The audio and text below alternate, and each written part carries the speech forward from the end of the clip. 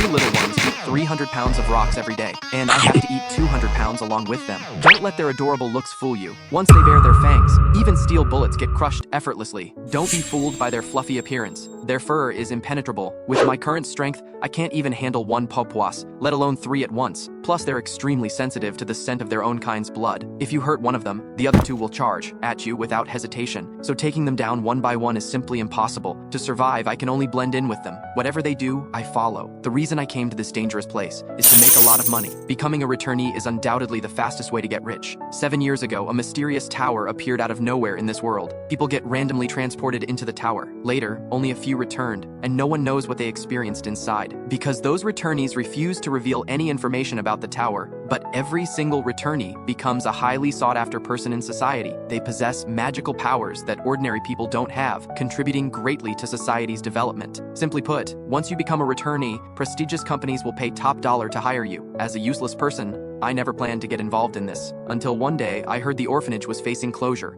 and the old director could only hold on for 3 more years. Scenes from my time at the orphanage flashed through my mind. But even if I, Jin Chuan-xin, worked 10 jobs a day, I couldn't earn even 1% of the orphanage's operating costs in those 1,000 days. If only I could become a returnee. The moment this thought crossed my mind, my phone started buzzing with notifications. My first reaction was that my phone got hacked, but curiosity got the better of me, so I opened the first file. The person in the video looked exactly like me. He was battling through level after level. I don't remember filming anything like this. The sudden appearance of Papuas caught my attention. I remember a returnee once mentioned this creature by mistake. When I saw myself standing at the top of the tower, I confirmed this was a video of my future self clearing the tower. The first video showed 2 years from today, so that should be when I get transported into the tower. To prepare for that day, I trained my body every day. I also memorized all the information from the videos. With this knowledge, clearing the tower would be a piece of cake. When the day finally came, I still wasn't completely certain. I could only pray that the portal would appear. The orphanage's future depended on today. Fortunately, after a long wait, the portal appeared as promised. I stepped through without hesitation. For difficulty, I chose hard mode. A wave of dizziness hit me. When I opened my eyes again, I found myself in a small mine shaft. Thankfully, I'd seen this place in the video. I opened the system interface.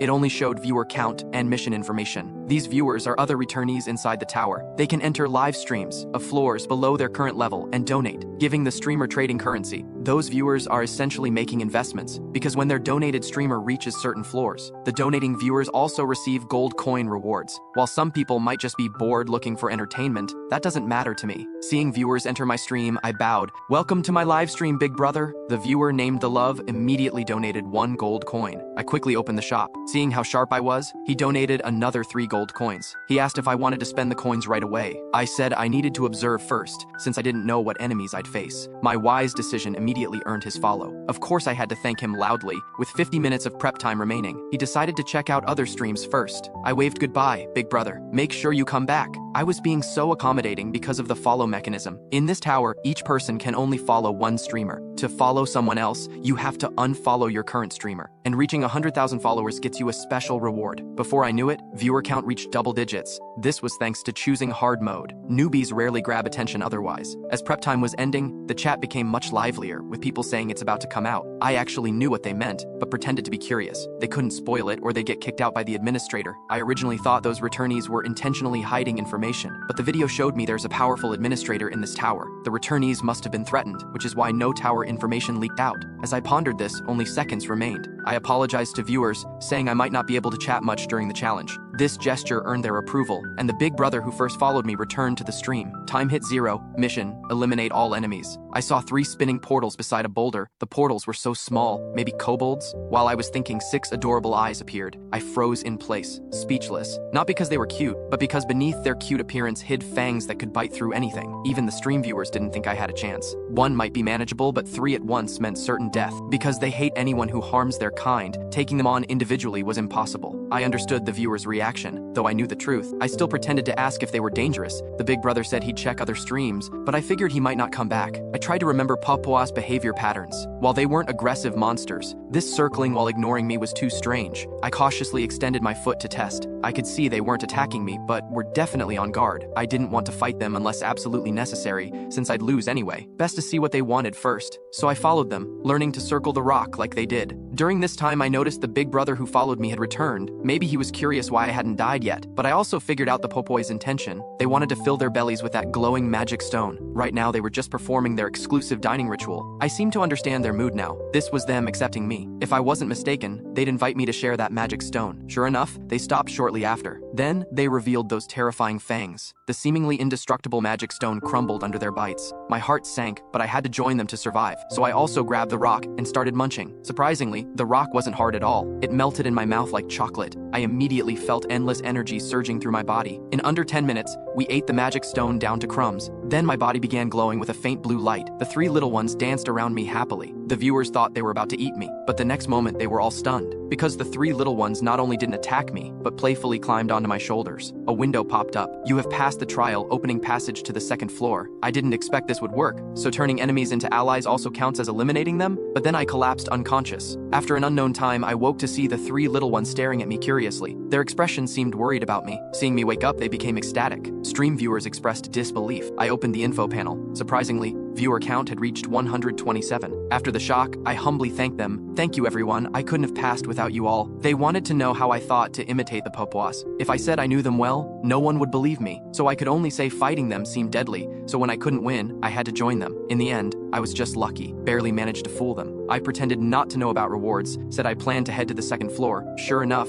they thought I was a clueless newbie. Everyone reminded me about unclaimed rewards in the chat. I looked confused as I opened the window, clicked once, and a gift box dropped out. The viewer seemed surprised by such a large reward box. I immediately opened it. Inside was a stone, a name change card, and a small bag. I first picked up the stone to examine it. The Papuas beside me immediately rushed over. I quickly lifted the stone higher. This looked like a magic stone. Normal magic stones are transparent blue, but this one was white, so the viewers couldn't tell what it was. Trading it could get 5,000 gold coins. Feeding it to the Papuas would be wasteful. I could only gently tell them I'd give them something better later. The name change card and coin bag were pretty ordinary. I greeted the viewers. "Big brothers, I'm heading to the second floor now." After speaking, I walked toward the portal, but the Papuas ran in a different direction. The viewers didn't know why either. I had to follow them to the stone wall. Without a word, they bared their big mouths, then started gnawing frantically at the wall. Soon they'd chewed out a passage. I didn't dare enter immediately, but I heard them calling me from inside. After greeting the viewers, I crawled into the hole. The narrow passage kept scraping my skin. Viewers said it looked painful just watching. Actually, I felt no pain at all, more like being massaged by stones. In the dark environment, my arms suddenly glowed. I pretended to panic. "What's happening, big brothers?" But people just teased me. I knew this should be Knight's power from eating the magic stone. Returnees all changed classes on the 5th floor. The light I was emitting was Knight's power from becoming a knight. But as someone new to the tower, I couldn't reveal knowing about post-5th floor events. After crawling further, I finally emerged from the hole. The three little ones were discussing something around a necklace. Viewers told me to grab it before they ate it. That was my plan anyway. But when I picked up the necklace, the three little ones got agitated. This was rare equipment. Wearing it brought good luck and could prevent one death. I'd seen this in the video. The me there survived the 15th floor thanks to this necklace. But this should be equipment from floor 10. Plus, poor little ones had worked so hard. Still, I pretended ignorance, saying this obviously looked valuable. Stream viewers all teased me for being a clueless newbie. The big brother who followed me told me to wear it first. I had to say, this big brother seemed to have quite a status in the tower. Thanks to him diverting attention, I followed his advice and put on the necklace, then crawled back. Reaching the portal, the three little ones insisted on coming with me. I was more than happy to have them along. I confidently stepped forward, but didn't expect. This looked like a coliseum. The second floor only had 10 minutes prep time. Without hesitation, I opened the shop to find useful equipment, but choosing gear depended on what monster I'd face. Since I chose hard mode, bad luck would bring a fire-breathing red-brown bear. Defensive weapons would be best. If I was luckier and got a sea serpent, just avoiding its tail and buying any weapon would work. Looking at the three little ones riding on me, if the first floor was this rough, the second wouldn't be simple either. But surely no impossible monsters would be set. Prep time ended quickly. The portal that appeared was small, maybe a sea serpent, then it doubled in size. Just when I thought it'd be a red-brown bear, it suddenly grew more than 10 times larger. This was getting ridiculous. The three little ones were sweating nervously, and I was getting ideas. Next moment, the monster stepped out, making the entire coliseum shake. I never expected a supergiant dragon turtle to appear on the second floor. Stream viewers were shocked too. This was clearly a 3-person trial monster. Though scared, I'd considered this possibility. I quickly searched the shop for equipment, soon found the battle axe I wanted. Viewers didn't understand why I was still choosing weapons. I had no time to answer. I had to focus completely on fighting this big guy. Before it could attack, I charged first, but it was already lifting its foot. The giant foot slammed down, devastating the ground within 2 meters. Viewers thought I was dead, but when the dust settled, I was hanging from the dragon turtle's foot. I'd planned to jump onto its back, but failed. Seems the magic stone didn't enhance my body that much. The dragon turtle glared at me angrily. Suddenly an energy wave shot from its mouth. I'd already drawn my axe and dodged its attack. Though troublesome, I was confident. After all, I'd memorized the dragon turtle video well. I quickly moved around its legs, then struck its hind leg with the axe. The dragon turtle screamed in pain. Its body rapidly pressed downward, but I'd expected this.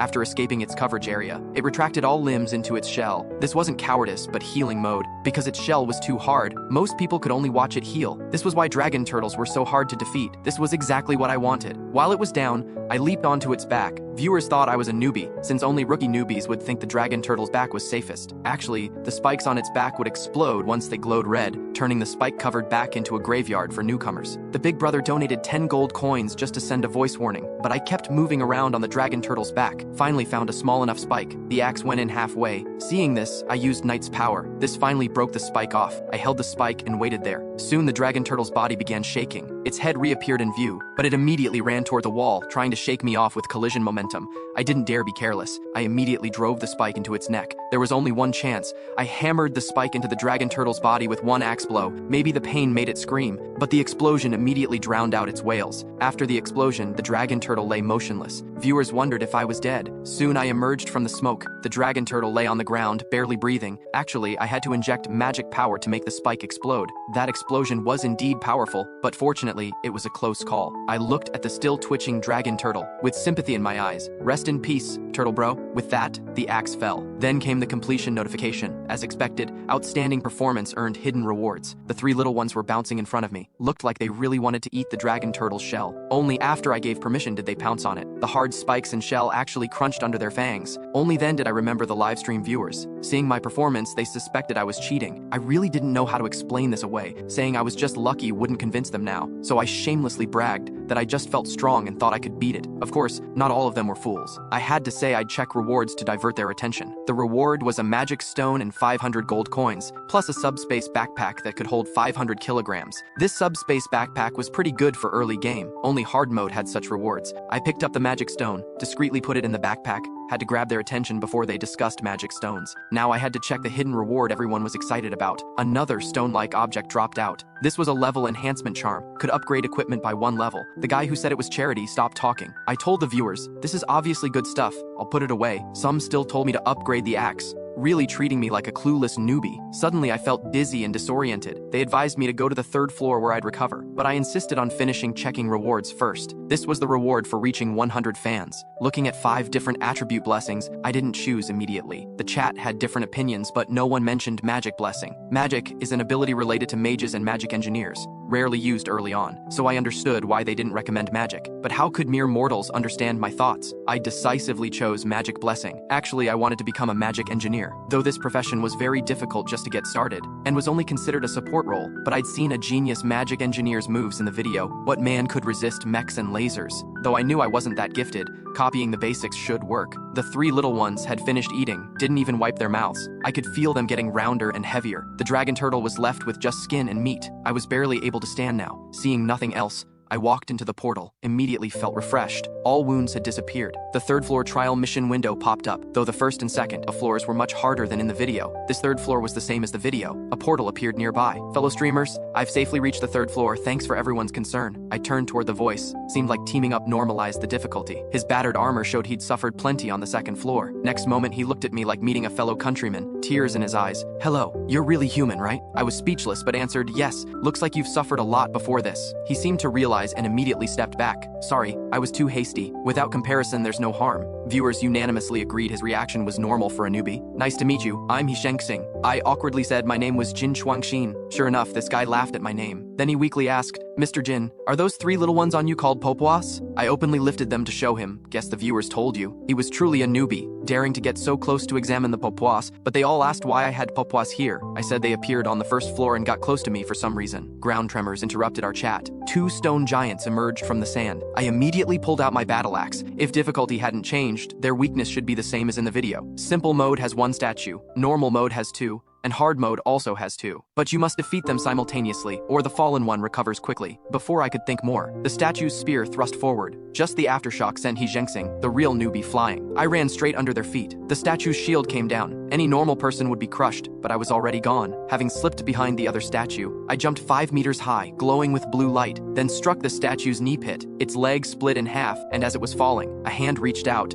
The other statue helped it up. Though their friendship was touching, I knew I couldn't delay. Soon the spear statue would recover. I suddenly charged forward. Without hesitation, struck the shield statue's leg again. One chop couldn't break it, so I chopped again. Finally, both statues fell. He Zhengxing ran over. He couldn't believe a newbie could do this. Before I could explain, the statues suddenly moved. Their eyes glowed red. I quickly warned him to duck, but this guy was an idiot. He actually turned to look. I had to tackle him to save him from getting killed. While I was saving him, both statues had gotten back up. I never expected statues would throw spears. Now I understood they weren't finished just by falling. After figuring this out, I charged again. While they weren't fully upright, I ran and accelerated, then leaped in front of the shield statue. I used magic power to its fullest. Just one axe blow split it in half. Then a giant hand attacked. I jumped down to avoid it, but it had another hand. Seeing the shield statue glowing with repair light, I knew I couldn't delay, so I kicked off and jumped to dodge its slap, then struck down with the axe. Crack spread from its arm up to its head. It fell backward. Landing back on the ground, I didn't look back. That's my pride. Sure enough, this time it only twitched a few times. The red glow in its eyes soon faded. Then came the completion notification. Seeing my spectacular performance, viewers donated gold coins. I immediately greeted them. Thanks everyone, sorry for the wait. Of course, this was just surface talk. The battle ended too quickly. I looked around, muttering about where the portal was. My confused act fooled most people. They thought I was a combat-skilled newbie. Following their advice, I headed to the church, but He Zhengxing stopped me. Can we chat for a bit? But I just wanted to clear the tower quickly, sorry, maybe next time.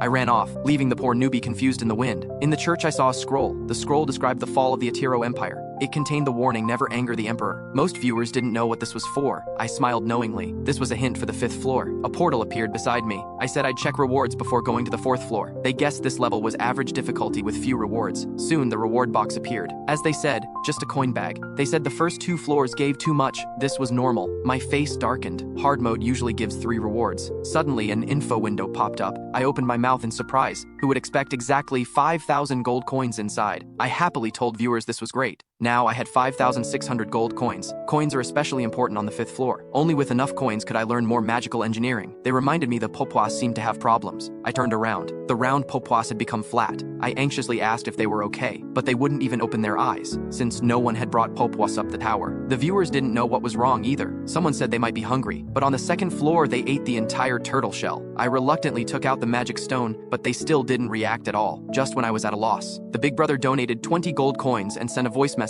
telling me to go to the 5th floor first. Since they couldn't reveal later floor content, the chat just used that thing to refer to it. But even without them saying, I knew someone on the 5th floor could heal the Papua. Time was critical. I picked up the 3 little ones to leave. He Zhengxing finally caught up. Jin Chuan-xin, wait for me! I didn't want to deal with, but couldn't just run off. I know you find talking to me troublesome, but I still want to thank you in person. If not for you, I'd be dead already. Thank you so much. Hearing this made me feel a bit embarrassed. Though I made no promises, I gave him motivation to survive. After all, whatever happens, you must live to meet again. I then carried the Papuas to the 4th floor. Mission: remove the seal within the time limit to open the gate. Failure means being trapped forever, but I knew this was no different from death. While you could buy food with coins, coins would eventually run out, and no viewers would donate to worthless streamers. I placed the Papuas on the ground and walked the wall. This was an intelligence test level. In hard mode, there were 100 crystals here. I opened the shop. It was full of various foods. I knew this was the administrator's trap, designed to make newbies waste time on food so they'd run out of time and be trapped. I decided to voice my thoughts about saving money. All the haters jumped out, telling me to buy fried chicken and such. Some people defended me, saying they had no humanity. After all, the Papuas were still sick. I let them argue while I studied the seal. I knew the 4th floor required using hidden text and crystals to find patterns. Connecting the crystals would break the seal. The video version of me had suffered greatly from this, thanks to my future self. I now knew the crystal patterns. Though at first my brain felt like exploding, but now I was smart about it. Treat each character as a number and memorize it like a password. The viewers thought I was randomly pressing, but when I lit up dozens of crystals, those fools were stunned. This was all from my hard work memorizing everything. At this rate, I'd finish in half an hour. Some people naively thought I was guessing. I was too lazy to explain. For the 3 little ones, I gave it my all. In just 10 minutes, I was down to the last crystal. I took a deep breath to show how difficult this was. As I pressed the final crystal, the 5th floor portal appeared.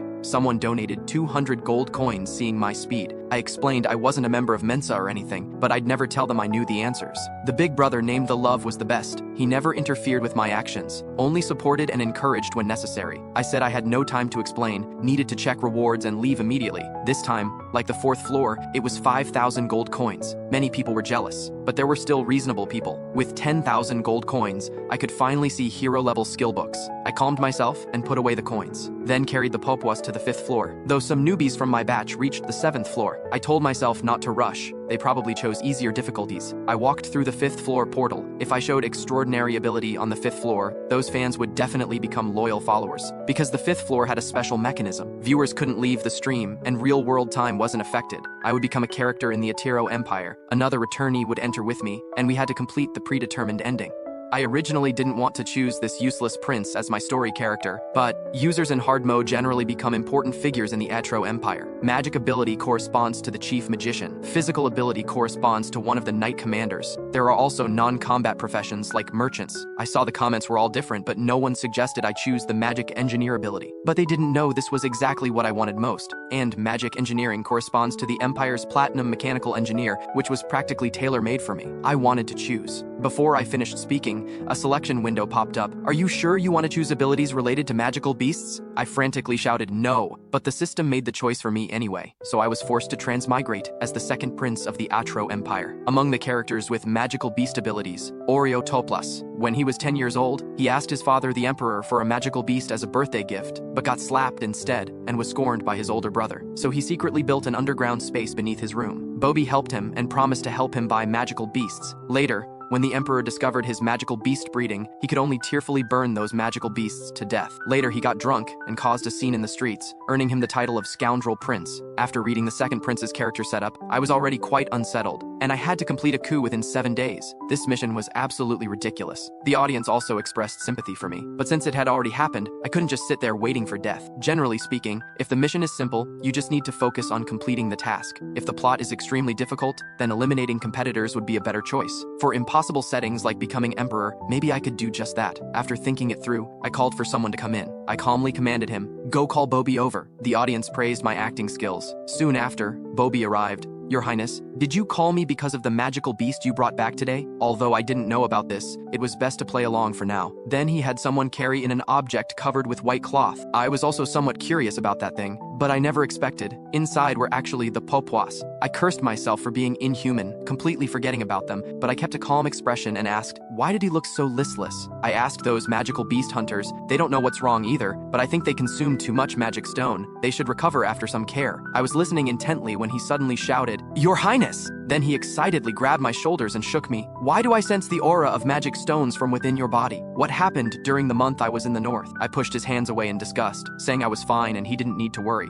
How can I not worry? If magic power runs wild in an ordinary person's body, it could cause an explosion. Although you're lucky and your life wasn't threatened. But now the magic stone's aura has penetrated into your brain. If it continues to worsen, your emotions might completely lose control. You absolutely cannot consume magic stones anymore. I patted his shoulder reassuringly. "Don't worry, I'll keep your words firmly in mind." Seeing this, he bowed and took his leave. Before leaving, he told me the first prince was acting very suspiciously and I should be cautious of him. I said I understood, and that I would personally take the magical beasts underground. Only then did he leave with peace of mind. Boppo-Yi was originally the second prince's mother's guardian knight. After the Imperial consort died, he voluntarily became the second prince's attendant. So for the second prince, Boppo-Yi was the only helper he could trust. Then I walked to the bookshelf, just lightly tapping one of the books. A secret passage appeared before my eyes. I followed the stairs down to the dark underground space. The animals inside didn't reject me when they saw me, showing more of the joy of seeing their master. It seemed the second prince treated them well. I found a spot to put down the Papuas. I turned and left before they could react. "Sorry, Papuas, I don't know what will happen outside, so for your safety I can only put you here for now." The three little ones were obviously sad about my departure, but in their sickly state, they couldn't do anything. He swings his sword 10,000 times every day, because every swing of his sword raises him one level. This is the world's favoritism toward transmigrators, which also made the man mistakenly think he was the protagonist. He was a swordsmanship instructor in the real world, and chose hard mode right after entering the tower. So gold coin rewards came very easily. Thus he became arrogant. At this time, the audience reminded him that a visitor had arrived. And the visitor was precisely the character I was playing, Second Prince Oreo. I watched him with interest, and he stared back at me foolishly, until the audience reminded him, did he react? Then he knelt and bowed to me with clumsy movements. Rise. Your dedicated training for the Empire is truly gratifying. His eyes revealed cunning as he wondered if I was a user, but thinking about it, he felt it was impossible, because users usually only choose knights or magicians. He sheathed his sword and asked, "What brings you here?" The audience gave him good reviews for this performance, but I just smiled. Actually, nothing important. I just suddenly remembered the wine you like. At my birthday banquet last year, didn't you keep a long face because we didn't have your favorite wine? So I want to have some sent to your house, but I don't remember what that wine was called. Li Heshan opened his mouth wide. He immediately searched the chat for useful information, then randomly said a wine name. It should be this one. I'll have someone deliver it to you tomorrow. Li Heshan quickly thanked him, also feeling relieved about getting through this. But I suddenly changed the topic.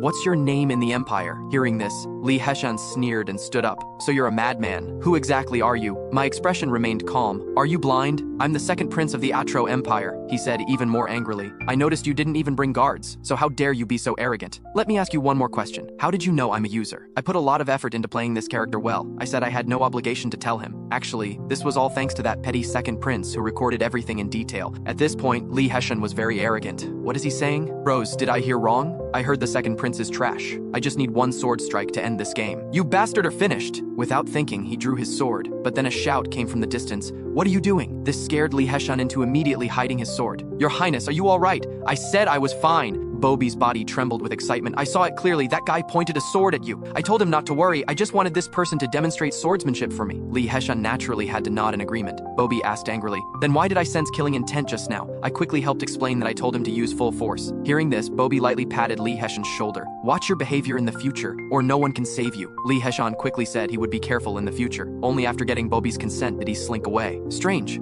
He wasn't like this before. The mighty Lionheart Regiment commander would actually panic like this. But I suddenly asked him, from what you say, you must miss the old days. Bobby smiled with relief. You jest, Your Highness. After I swore loyalty to Her Imperial Highness, I've forgotten about the past. Hearing this, I smiled with relief. Then I told him to go back first. I wanted to walk around outside and relax. The audience all wondered why I didn't take the chance to eliminate him. That would have cleared the 5th floor. But I didn't want to clear it so quickly. After all, I hadn't even started touching magical engineering yet. When the time comes, if I can't complete the predetermined ending, we'll talk then. Meanwhile, Li Heshan was panicking. He asked the audience for help. That person transmigrated as a prince. If he orders my elimination, I'm finished. His audience thought I was crazy for missing such a good opportunity, but some people also gave him reasonable suggestions. So he started investigating information about the second prince and Bobby. Sure enough, he found what he wanted. News about 3 Papuas. The audience also connected it to me, because I was really too conspicuous on the 1st floor. Then someone else gave him an idea. Li Heshan listened to them and came to the prayer room outside the city. At this time, Li Heshan looked determined to eliminate me. It turns out the 5th floor had a hidden clearance strategy. As long as you reach the prayer room and say the name of a user participating in the trial with you, you can clear the 5th floor. Li Heshan knew he could be executed at any time, so he had no choice but to use this move. A window popped up. Please state the name of the user participating in the trial with you. Li Heshan said without hesitation, Jin Chuan-xin. Are you certain this information is correct? Once confirmed, you cannot choose again. As Li Heshan pressed confirm, the stone statue beside him immediately came to life. Your information is incorrect. The evil gods mock your wisdom and curse you. All skills you have acquired disappear. This made Li Heshan shout at the sky in anger. Actually, he had come looking for me earlier. When he shouted my name, I was startled. Seeing my reaction, he smiled sinisterly. Then he ran away without looking back. The audience told me to catch him, but I didn't move, showing an intriguing expression. Some people were still confused,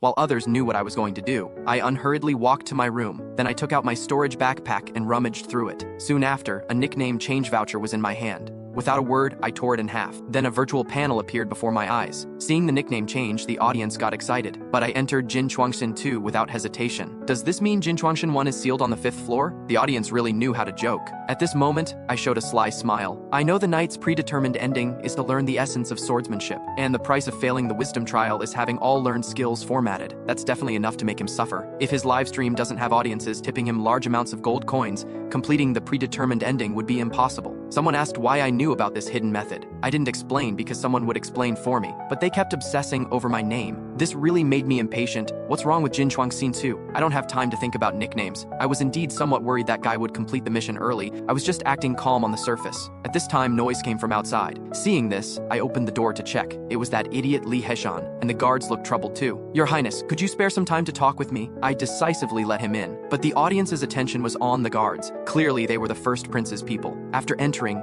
Li Heshan angrily walked toward me. "You bastard! Who exactly are you?" I smiled playfully. Didn't I answer that before? Seeing this, he grabbed a nearby chair and threw it at me. I easily dodged it. Now he stopped hiding his skills, directly drawing his sword and threatening to cut me down. At this point, he could only fight to the death. But in my view, his movements were so slow. Was it because his skills were formatted? Then I easily grabbed both his hands. With just a little force, the sword in his hand fell. I said coldly in his ear, "When I spared you before, it was just because the situation required it. It's not that I was actually afraid. Do you understand?" Li Heshan nearly wet himself. Having achieved the expected effect, I threw him to the ground. "If you understand, then get lost." Having witnessed my strength, he didn't dare linger here. I originally didn't want to push him to such a state, but he had to court disaster. The audience asked what I would do now. I also frankly told them not to worry. I could eliminate him anytime. Now my choices were to ascend to the throne or learn magic engineering knowledge. Eliminating him on the last day, though that way many rewards couldn't be obtained. In the video, I chose to be a knight, so I was playing the role of knight commander. But at that time, I personally witnessed one thing. On the 6th day of the trial against the second prince began. I personally witnessed the timid second prince admit to the crime of assassinating the emperor. Anyone with eyes could see there was something fishy about this. After all, the cautious emperor had beast-man knights planted everywhere. How could such a cowardly second prince successfully assassinate the emperor? But this trial was unfair from the start. The ME in the video was incredibly angry,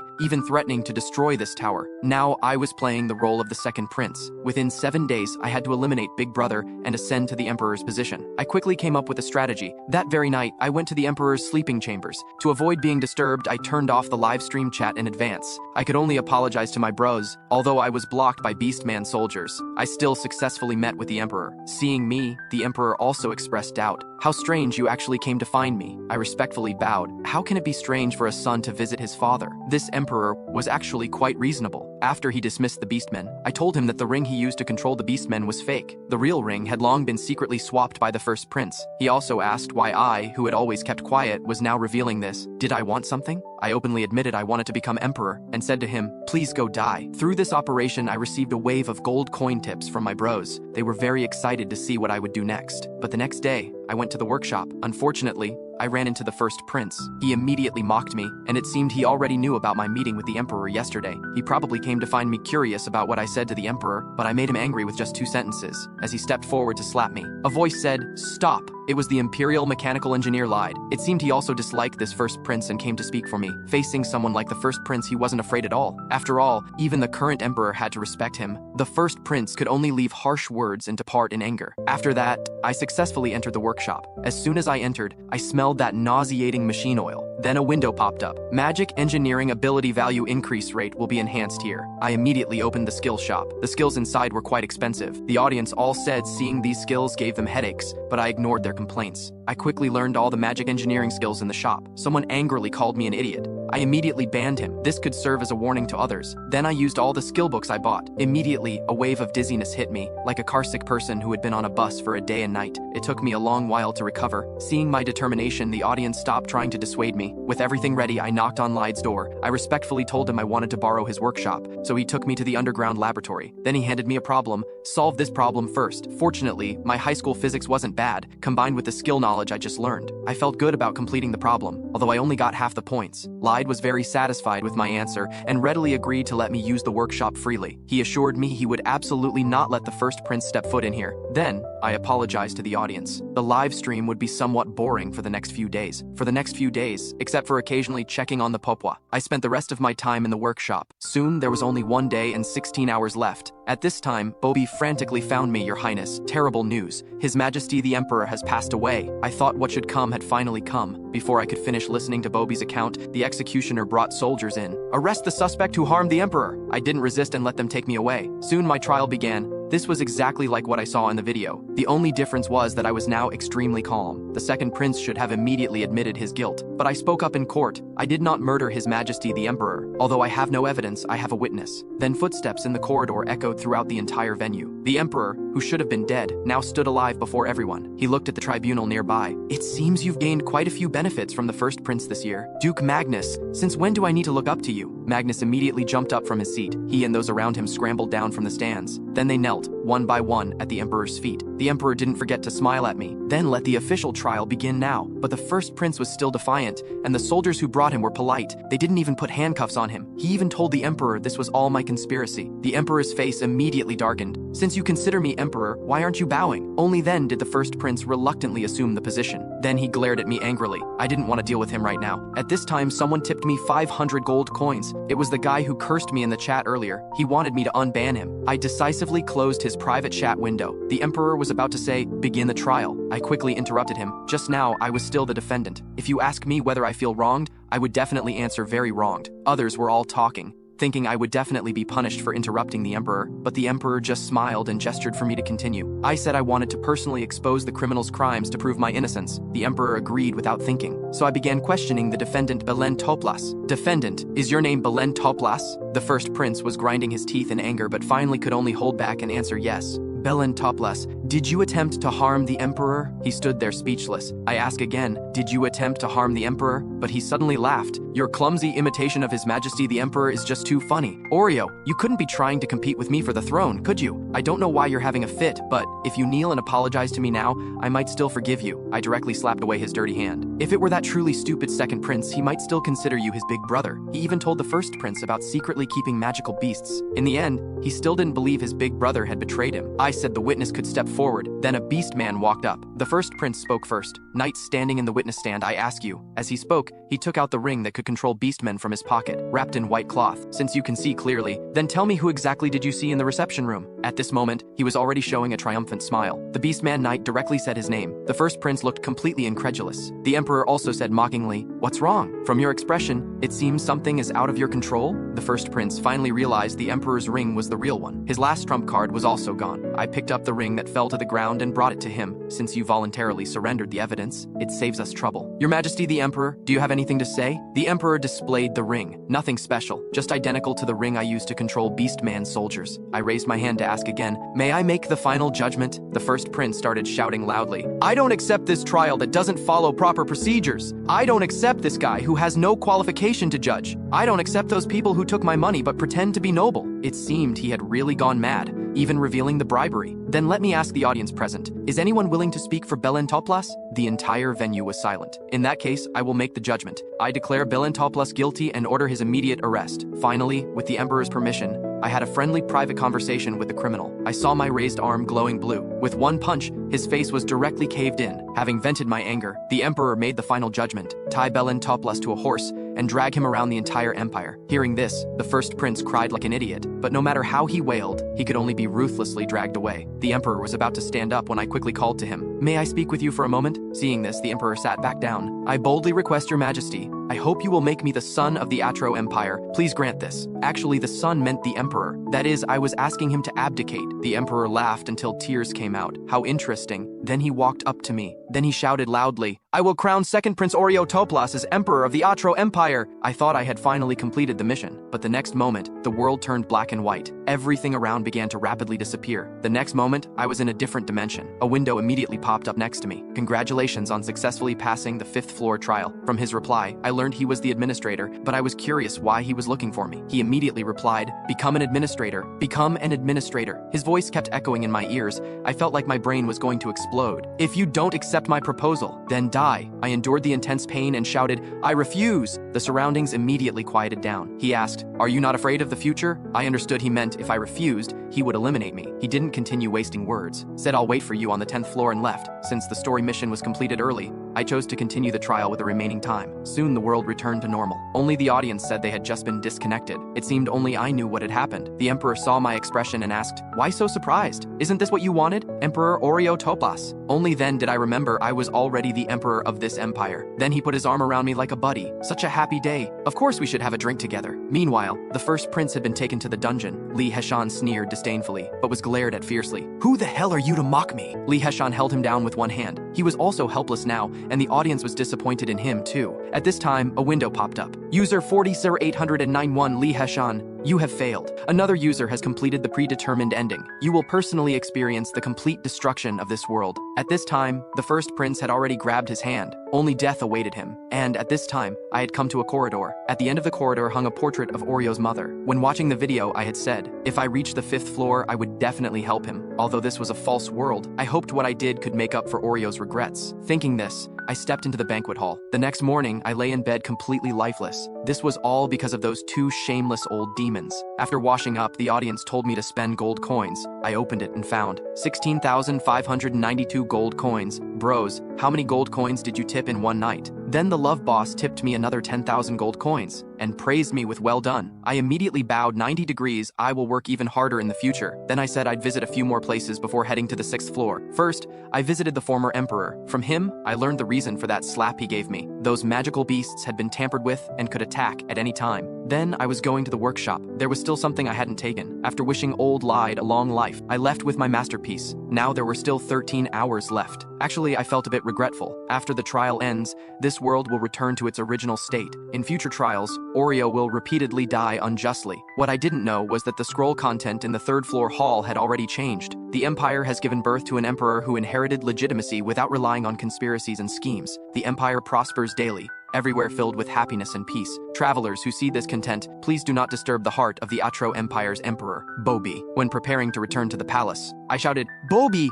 Sure enough, speak of the devil and he shall appear. I wanted to ask him, have you found the reason why the Papuas are listless? He said not yet, but there were no other abnormalities. Hearing this made me even happier. Since the Papuas were fine, let's go find them. And at this time in the underground room, the Papuas were sleeping soundly. After 7 days having completed the mission, I finally saw them again. They were overjoyed to see me. They were licking my hand before I even opened the door. The next moment, they couldn't wait to jump toward me. Seeing them so energetic, I was also relieved. Then I told the audience I needed to do some wrap-up work and banned everyone first. Back in the room, I put down the Papuas. Then I came to the desk. This is what I made here. But as Lied said, this thing was very difficult to make right. The magic soul could be dangerous if not handled carefully. After repeated adjustments, I finally barely met the requirements. I put it on my hand and felt it carefully. After a moment, the sensing device lit up. Then I could control it. Although there was some delay, it was better than I imagined. Only then did I turn off the ban. Then I obsequiously apologized to the audience. Soon my time here would end. I removed my disguise and returned to my original appearance. As soon as I lifted the user entry restriction, audiences flooded into my live stream. They were refugees from Li Heshan's side. To not disappoint them too much,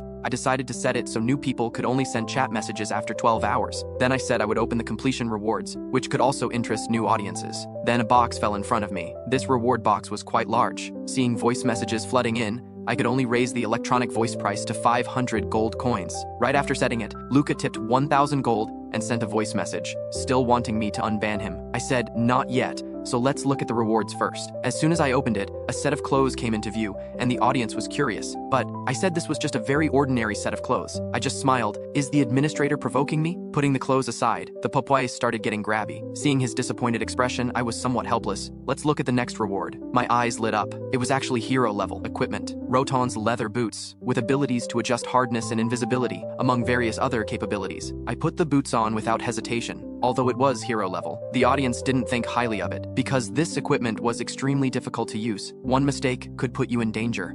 I actually saw others using it in the video too. Then I opened my eyes that glowed with blue light. The boots quickly transformed into sneakers. I checked the texture briefly, then told the audience it works pretty well, though this might be because I ate the magic stone. Then came the final reward. Still 5,000 gold coins. Now I have over 30,000 gold coins total, though I really want to learn other skills. But I still need to stay on the 10th floor. I must buy that item. Then I pondered about the 6th floor's information. I remember the 6th floor requires completing trials with others. If the Papuas are discovered, it would definitely cause trouble. I can only put them in my spatial backpack first. After preparing, I'll head to the 6th floor. The 6th floor is a 4-person team mission. We need to defeat 5 waves of incoming enemies. There are still 59 minutes of preparation time. The other 3 are already sitting by the campfire. A buzz cut guy immediately waved at me. There's a fire here, come warm up! Unexpectedly, the audience gave this buzz cut guy bad reviews right after meeting. I greeted them. then looked at the masked girl standing aside. She suddenly said coldly, "Haven't you seen humans before?" I immediately felt awkward. "Sorry, I just thought your mask was quite special." The audience started joking around. At this point, Buzzcut stood up. "Anyway, we're all going to participate in the trial together, don't fight. First, let me introduce myself.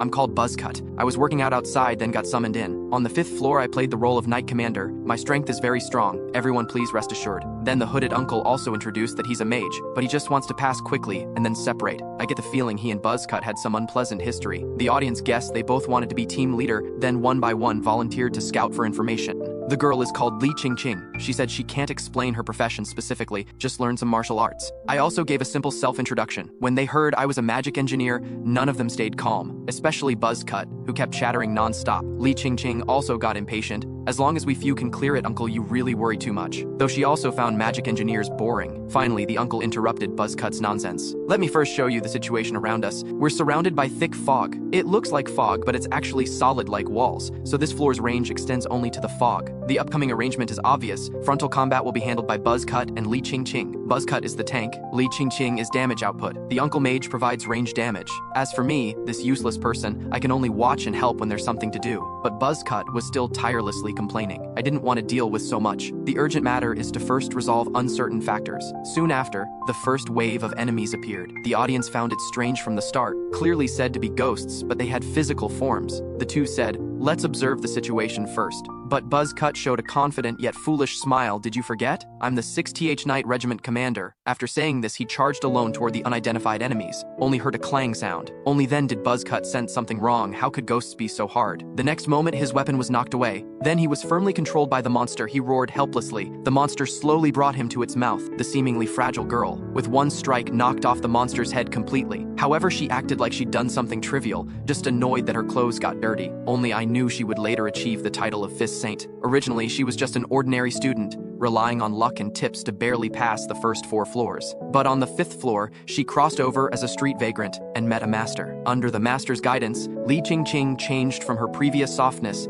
into a female fighter who could slay demons barehanded. The title of Fist Saint gradually spread throughout the tower. She angrily shouted at Buzzcut, "Uncle, do you want to die? I told you not to go up. If you're this weak, don't cause trouble for others. I hate people like you who have no ability but love to boast." When passing by me, she glanced at me. "This guy said he's a magic engineer, right? Same as that person just now, both weak and incompetent. But why does he look somewhat familiar?" I didn't know her thoughts at this time, but it's just as well I don't need to act now. At this time, the scout who went to explore other live streams came back. According to him, the audience in Li Qingqing's live stream are all daddy fans. They frantically tip gold coins, saying, "Good daughter, do whatever you want." Hearing them praise me made me a bit embarrassed. The mage uncle's live stream presented a melancholy atmosphere with boring but serious people. As for Buzzcut, the audience still joked around even seeing his broken finger. I walked to Buzzcut and asked, "Is your injury okay? Let me look at your wound." Without waiting for his agreement, I used my modified mechanical arm to cast healing magic on him. Soon after he was lying on the ground crying miserably, I said, "Though it hurts now, you won't get any diseases from bleeding later." The uncle came up asking if this glove was made using magic engineering. "Is this difficult?" I explained though it's difficult, it's not impossible to use. Seeing us chatting happily, Li Qingqing showed some disdain. "It's just magic engineering, it's not that powerful." Then the uncle arranged the upcoming defense, with Li Qingqing as main attacker, him providing magic support, and me same as before. As for Buzzcut, just hope he doesn't get in our way. Soon the second wave of enemies attacked, 2 blue cockroaches. Li Qingqing rushed forward without saying a word. She gave each of the 2 blue cockroaches 1 hit, and took them out. The audience all started getting curious about her identity. I sighed inwardly, truly worthy of the Fist Saint. Though I knew she and I entered the tower in the same batch, I didn't expect we'd meet like this. Then we deduced the next wave would have 4 blue cockroaches. The uncle said he'd provide magic support. We 3 prepared seriously, but the third wave only had 2 blue cockroaches appear. Li Qingqing said, "Let's take them out first." I felt something wasn't right. While I was discussing with the uncle, there was movement nearby. I dodged the sudden sneak attack. Looks like the third wave enemies appeared in 2 batches. Young man stepped back. I heard the voice and turned around. The uncle had already condensed a fireball. He threw the fireball at 1 blue cockroach, but it only made the blue cockroach show question marks. The uncle was also dumbfounded. The audience had already expected this result. I walked in front of him saying, "Let me handle it." While speaking, I'd already activated the modified arm. Others don't understand blue cockroaches, but I know them very well. They were fast in straight lines, and iron weapons can't break their shells. Once you overcome this, there's nothing to fear. Thinking this, I charged at the blue cockroach without hesitation. My fist collided with its pincers. Its whole body was trembling, while I just increased the force slightly, and could penetrate it with one punch. The other one tried to escape when it saw this. I definitely wouldn't let it go. I thought Li Qingqing should be able to handle the other two. Looking over, I saw the blue cockroach pouncing toward the defenseless him. It turned out moments before, Li Qingqing had defeated one blue cockroach with a few punches,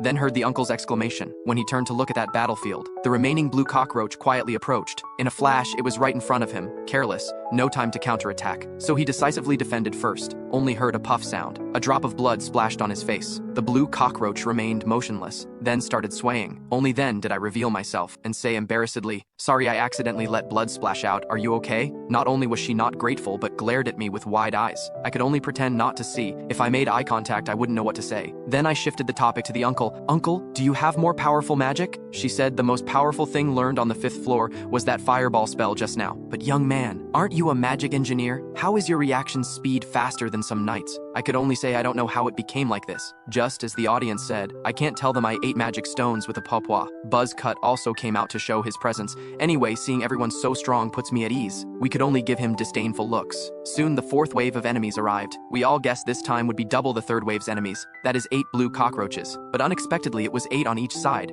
Not only did ordinary ghosts become physical blue cockroaches, the monster numbers grew exponentially, clearly not wanting us to pass. But with mine and Li Qingqing's efforts, we finally eliminated all 16 blue cockroaches. Though it was the final wave of enemies, everyone's expressions looked grim, because they all guessed this time there would be a full 256 monsters. The uncle said he protested to the administrator, but the administrator wasn't there. Seeing only 20 seconds left, I made my decision. Then I stood up and walked forward saying, "You all go lie down in the back. I'll warn you first, if you want to live then do as I say." While speaking, my modified arm's power was fully activated. As expected, countless blue cockroaches appeared. Before they could attack, I had already raised my arm, using the super strong shockwave to blast toward the blue cockroaches in front. But I didn't expect this power to be so strong. At this rate, it would end in one go. Thinking this, I spun my body in a full circle. Where the shockwave passed, blue cockroaches were completely annihilated. Within a 10-meter radius, not a blade of grass remained. The uncle and Li Qingqing were stunned. Just who is this guy? My body started swaying. Then the modified arm fell off. I directly coughed up blood. This thing consumed more magic power than I imagined. It should be because the magic stone I installed was exhausted. Then it also drained the magic power from my body. Finally, the trial completion notification appeared. They also snapped back and inquired about my injuries. I said it was nothing serious. Li Qingqing still wanted to investigate further. I looked at the uncle and explained, "It's just simple magic power backflow. Uncle, you're a mage, you should understand well." The uncle also said, "If that's the case, then it's really nothing serious. So student, don't worry too much." Li Qingqing immediately turned aside. "Nonsense, I wasn't worried about you. This is totally a tsundere female student persona." At this time, someone suddenly sent a voice message, "Just who are you?" I completely ignored him. He was also mocked by other audience members. Then I said to the 3 people, "Everyone confirm your rewards, then leave first." Seeing their hesitant looks made me somewhat gloomy. The trial is over. Everyone goes their separate ways. Buzzcut still wanted to say something. Li Qingqing walked over to interrupt him, called out, "Uncle." I turned back to look, but didn't respond. Then she suddenly took off her mask. With an annoyed expression said, "That weird uncle, I'm calling you." The audience knew why her live stream was full of daddy fans. "What's your real name?" I looked confused, didn't I just say? "My name is Jin Chuan-xin." He said the audience couldn't find this person. Hearing this, I pondered the pros and cons. After a moment, I told him to add the number 2 when searching. Just after saying this, notification sounds kept coming. I had to set no entry notifications for users. Buzzcut immediately got anxious. As I expected, his live stream had few loyal fans. They all came to my side. My audience all said they didn't want to let them in. Hearing I wanted to set entry permissions made Buzzcut feel better. In comparison, not many people came from the uncle's and Li Qingqing's live streams. At this time, Li Qingqing's dad tipped me 5,000 gold coins, thanking me for saving his daughter. I said I also saved him to pass the trial, but thank you for tipping the gold coins. Seeing time was almost wasted, everyone started collecting rewards, preparing to leave. I was indeed troubled. With so many people watching, the system shouldn't mess with me. At this time, Li Qingqing asked, "Speaking of which, haven't we met somewhere before?" Suddenly, a gift box dropped in front of him. The 2 old men opened their mouths wide. Because my gift box was obviously different from theirs, fortunately the size was the same. When I was about to open the box, their 2 faces leaned over. "But what's there for you to see?" The audience said they were too thick-skinned wind. If it were them, they'd also look. Buzzcut still looked unconvinced. I didn't bother with them anymore. The first reward was Roton's leather gloves, with temperature regulation and magic enhancement abilities. Since the administrator wants to give me hero-level equipment, I have no need to refuse. The uncle glanced and left. After all, his people said this wasn't good equipment.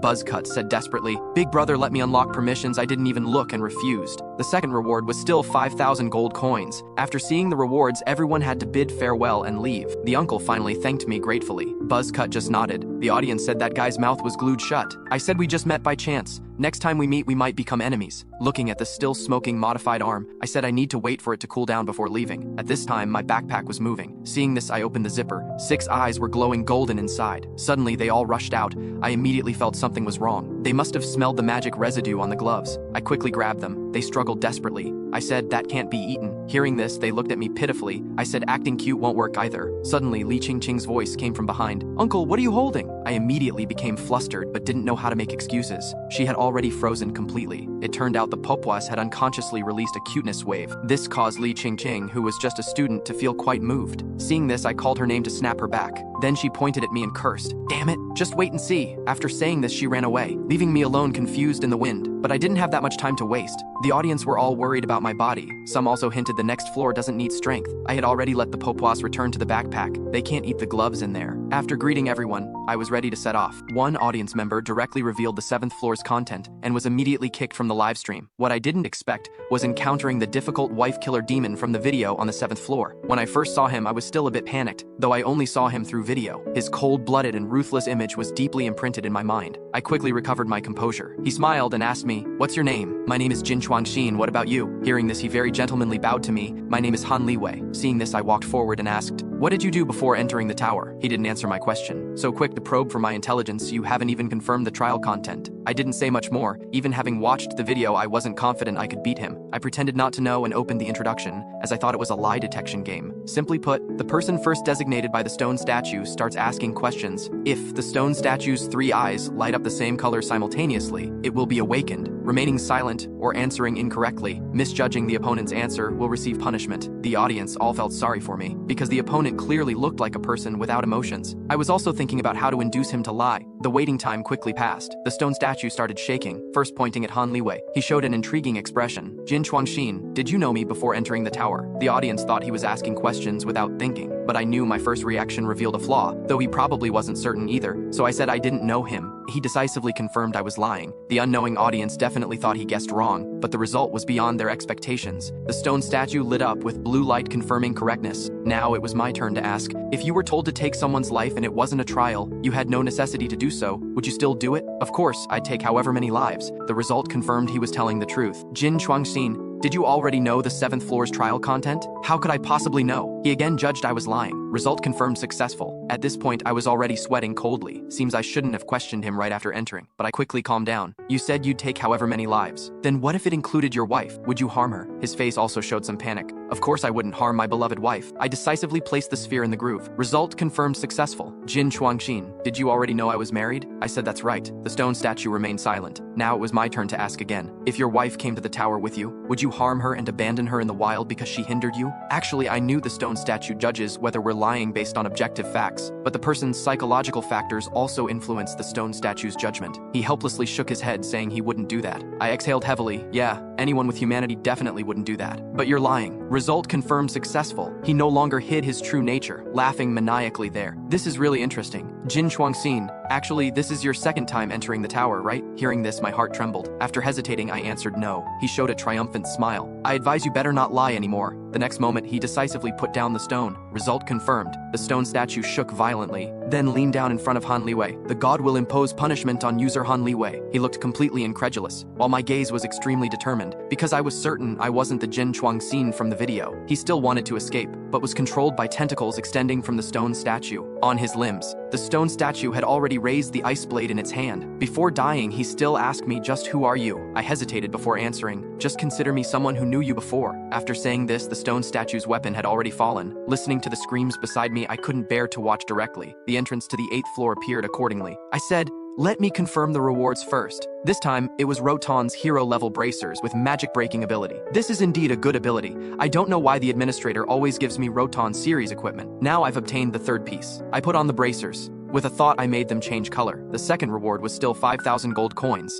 Then I'll head to the next floor. After greeting the audience, I walked into the portal. What met my eyes was a lush green forest. This floor is to eliminate all appearing enemies. The audience were all hinting at something in the comments. I didn't pay much attention, found a tree, and closed my eyes. Time quickly arrived. Opening my eyes, I saw Papuas appearing before me one by one. Just their expressions didn't look too friendly, but I remained unhurried. Suddenly, one pounced at me. The other Papuas also pounced at me, then rubbed against me. I could only silently endure this. I don't know if it's because I learned basic beast studies, or because I developed feelings for them. Now I can sense their emotions. However, just as I was looking at these little cuties, my storage backpack opened by itself. Then my back suffered heavy hammering from 3 small ones. They puffed out their little faces as if expressing their dissatisfaction. One even climbed on top of my head, like declaring sovereignty. Only then did I realize they were jealous. Just then, the portal to the 9th floor appeared. Seeing this, I put the local Papuas back on the ground. The 3 little ones immediately became smug. They were indeed jealous. I also realized this place was like the 1st floor. As long as the Papuas had no hostility toward me, it was equivalent to eliminating all enemies. Now I finally had hands free to confirm rewards. A scroll dropped out of thin air. I immediately opened it to view with the 3 little ones. Life that inherited the will of the world tree Bolinabo Ertan. Life that was extremely sad due to the world tree's demise. Life that wants to cultivate new world tree sprouts. As long as your will is firm, the world tree will definitely regain vitality. Some said they couldn't understand,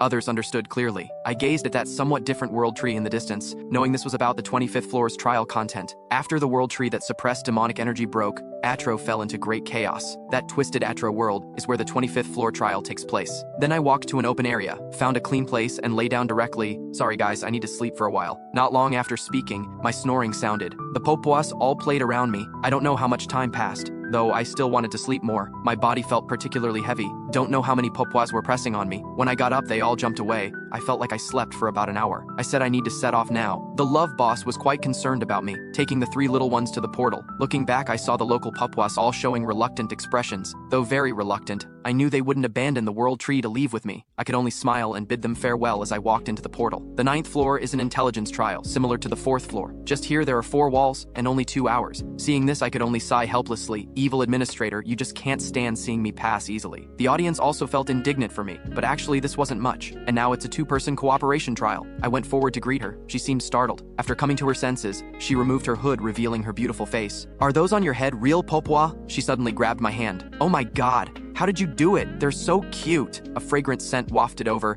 I said, let's pass the trial first, then chat. As the audience joked, how dare she covet me, this emperor. Only then did she let go. Sorry, I was too excited. My name is Chen Li, what about you? I also told her my name. Hearing her name, the audience chat became lively. I also knew she entered the tower in the same batch as me. Compared to her real name, her future nickname Witch was more widely known. Many people were deceived by her kind appearance and fell victim to her. Her liking for Papuas was just an act. Miss Chen, can you turn 100 crystals the same color by yourself? She showed great effort, saying many brothers are helping her so she can try, though 4 walls wouldn't be difficult for me. But I didn't want to attract Chen Li's attention, so I slowed down. Even the audience could see this. I looked back and saw Chen Li there complaining why it wouldn't work. I knew she was definitely pretending, but I couldn't be imprisoned here because of her, so I had to show some ability. After finishing my side, I took over her part. She also showed a very apologetic look. With 20 minutes remaining, I finished all the walls. That woman pounced over. My god, you're simply a genius. The audience all showed some dissatisfaction. I also pushed her away, saying, with your ability, finishing all 4 walls crystals wouldn't take an hour either, right? After being exposed, she stopped pretending. Her eerie smile made people's hair stand on end. Mr. Jin Chuan-xin, just who are you? Could you really be entering the tower for the 2nd time? I countered. Do you think that's possible? Though I also think it's unrealistic, but a brother who just came in insisted I ask. Seems Han Liwei's people couldn't find my live stream, so they went to Chen Li's stream wanting to inquire about me. Actually, I also don't think you're entering the tower for the 2nd time, because you're too cautious, possibly reborn or transmigrated. Hearing this, my face darkened. Why would you think that? She said she used a replay ticket to watch my 7th floor trial, seeing me not like someone familiar with the tower, but rather very familiar with that person. I also knew this witch was difficult to deal with. If targeted, she'd chase me to the tower's end. I must get rid of her. Since you're so curious, I'll tell you. She suddenly pressed her face close. Are there conditions? You have to give me the robe you're wearing first, then I can tell you. She petrified on the spot, while I said I was serious. If you're joking with me, I won't let you off. She started removing her robe. With some annoyance said, see? Now you can tell me. These audience members really, like they've never seen women. I extended my hand, gaze never falling on her. What are you thinking? I want your robe, so she got even more annoyed. You really made me speechless. This is different from ordinary magic enhancement equipment. This is expensive robes. I put it on without any courtesy. She hugged her arms, asking, now you should answer my question. First of all, I'm not entering the tower for the second time, nor did I transmigrate or reborn. I just understand this tower's mechanisms better than others. You mean you even know users' identity information? I just shrugged. This question you can only think about yourself. You can see she was holding back great anger. You still haven't told me the method. I said the robe exchange question was already answered. I don't need to say the rest. She was completely speechless, then laughed maniacally again. The three little ones were all scared. She finally recovered. Though I can't accept your answer, you're quite interesting. And I prefer men with many secrets. The love boss told me not to bother with her. Seeing this, I also picked up the three little ones and politely dealt with it, then turned to leave, but she called me back. At least tell me your real name.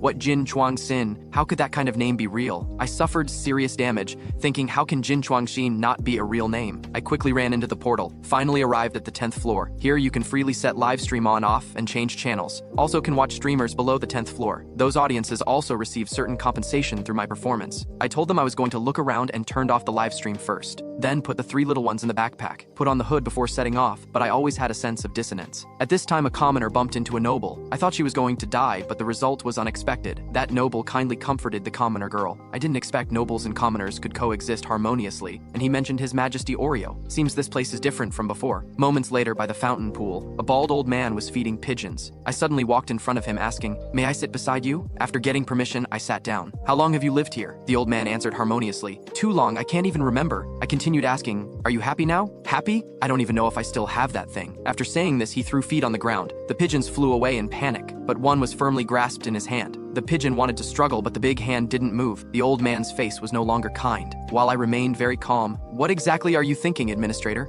Then he just glared at me and trapped me in a reading illusion. I knew this was the 15th floor trial ground, Talsha on the brink of destruction. In this 15th floor trial, endless magical beasts kept attacking. No matter how hard the challengers fought, the beasts only increased. This was an endless struggle, all because of that giant flower bud on the distant snowy mountain. That eerie thing called Seed Heart. It kept spewing out magical beasts. So before Talsha was completely destroyed, this place would repeat this nightmare forever. Even after destruction, this would only become a hell overrun by magical beasts. I was watching intently when, suddenly a black shadow blocked my view. When I turned around, I saw a grotesque bloody maw lunging at me. I died, but I also woke up from that illusion. The administrator asked me what I thought after seeing the predetermined future. I said, no matter how much you threaten me, my choice won't change. Even if it's a predetermined future, I've already changed it before. You should know this, since you've been monitoring me all along. The administrator restored his kindly smile. So you knew all along, you really are suitable to become an administrator. I loudly objected. I'm different from Jin Chuan-xin in the videos. Then do you know why those videos were sent to your phone? I honestly said I didn't know, but I would never accept your proposal to become administrator even if you threaten me with trials, bring it on. Then the pigeon's neck was snapped by him. Aren't you curious about what comes after the videos? If you're curious, I'll tell you. Go ahead, after all, knowing is better than not knowing. When the strangled pigeon flew away again, he slowly said, do you think this Atluo world was created just for users to enjoy the game? Actually, I don't think so. If I thought it was fake, I wouldn't waste time playing the prince. I'd just kill Li Shanzai directly. He saw I was negative, then told me there were several other administrator candidates besides me, all before I entered the tower. I asked him back, according to you, there are many administrators here, or does the previous administrator automatically lose qualification after handover? His tone became much gloomier. There can only be one administrator. Those who leave this position all ended their own lives. I've tried my best to build this tower, even added the live streaming system you all like. But no matter how much I keep fixing it, this damn Atluo world keeps malfunctioning. With that, he stomped on the ground. The entire space trembled. I fix one side, the other side breaks down. This world's bugs are endless, just like that mechanical glove you made. An administrator is like a water tank, and Atluo is the water in the tank. I've been this tank for too long. So long I've lost myself, forgotten the original intention of becoming administrator. I've lost joy, anger, sorrow, and happiness. The only thing I can feel is the sense of duty to fill the tank's water to the proper level. Other administrators are the same. As if they have OCD, they try every way to fill their tanks with water, but without exception, they all failed. Some because their tanks were too small, some because the water flow was too strong. But Jin Chuan-xin, you're different. The water in your tank is filled to perfection, perfectly supporting Atluo. I asked him what those videos I received were exactly. He said they were the future after becoming administrator, which should be considered the past from now. Anyway, they were sent by the Jin Chuan-xin in the videos. As for why he did this, I don't know. If I could see through people's hearts, I wouldn't be so troubled. Hearing this, I asked my final question. This place differs from my impression of the 10th floor. Is there any special reason related to my 5th floor?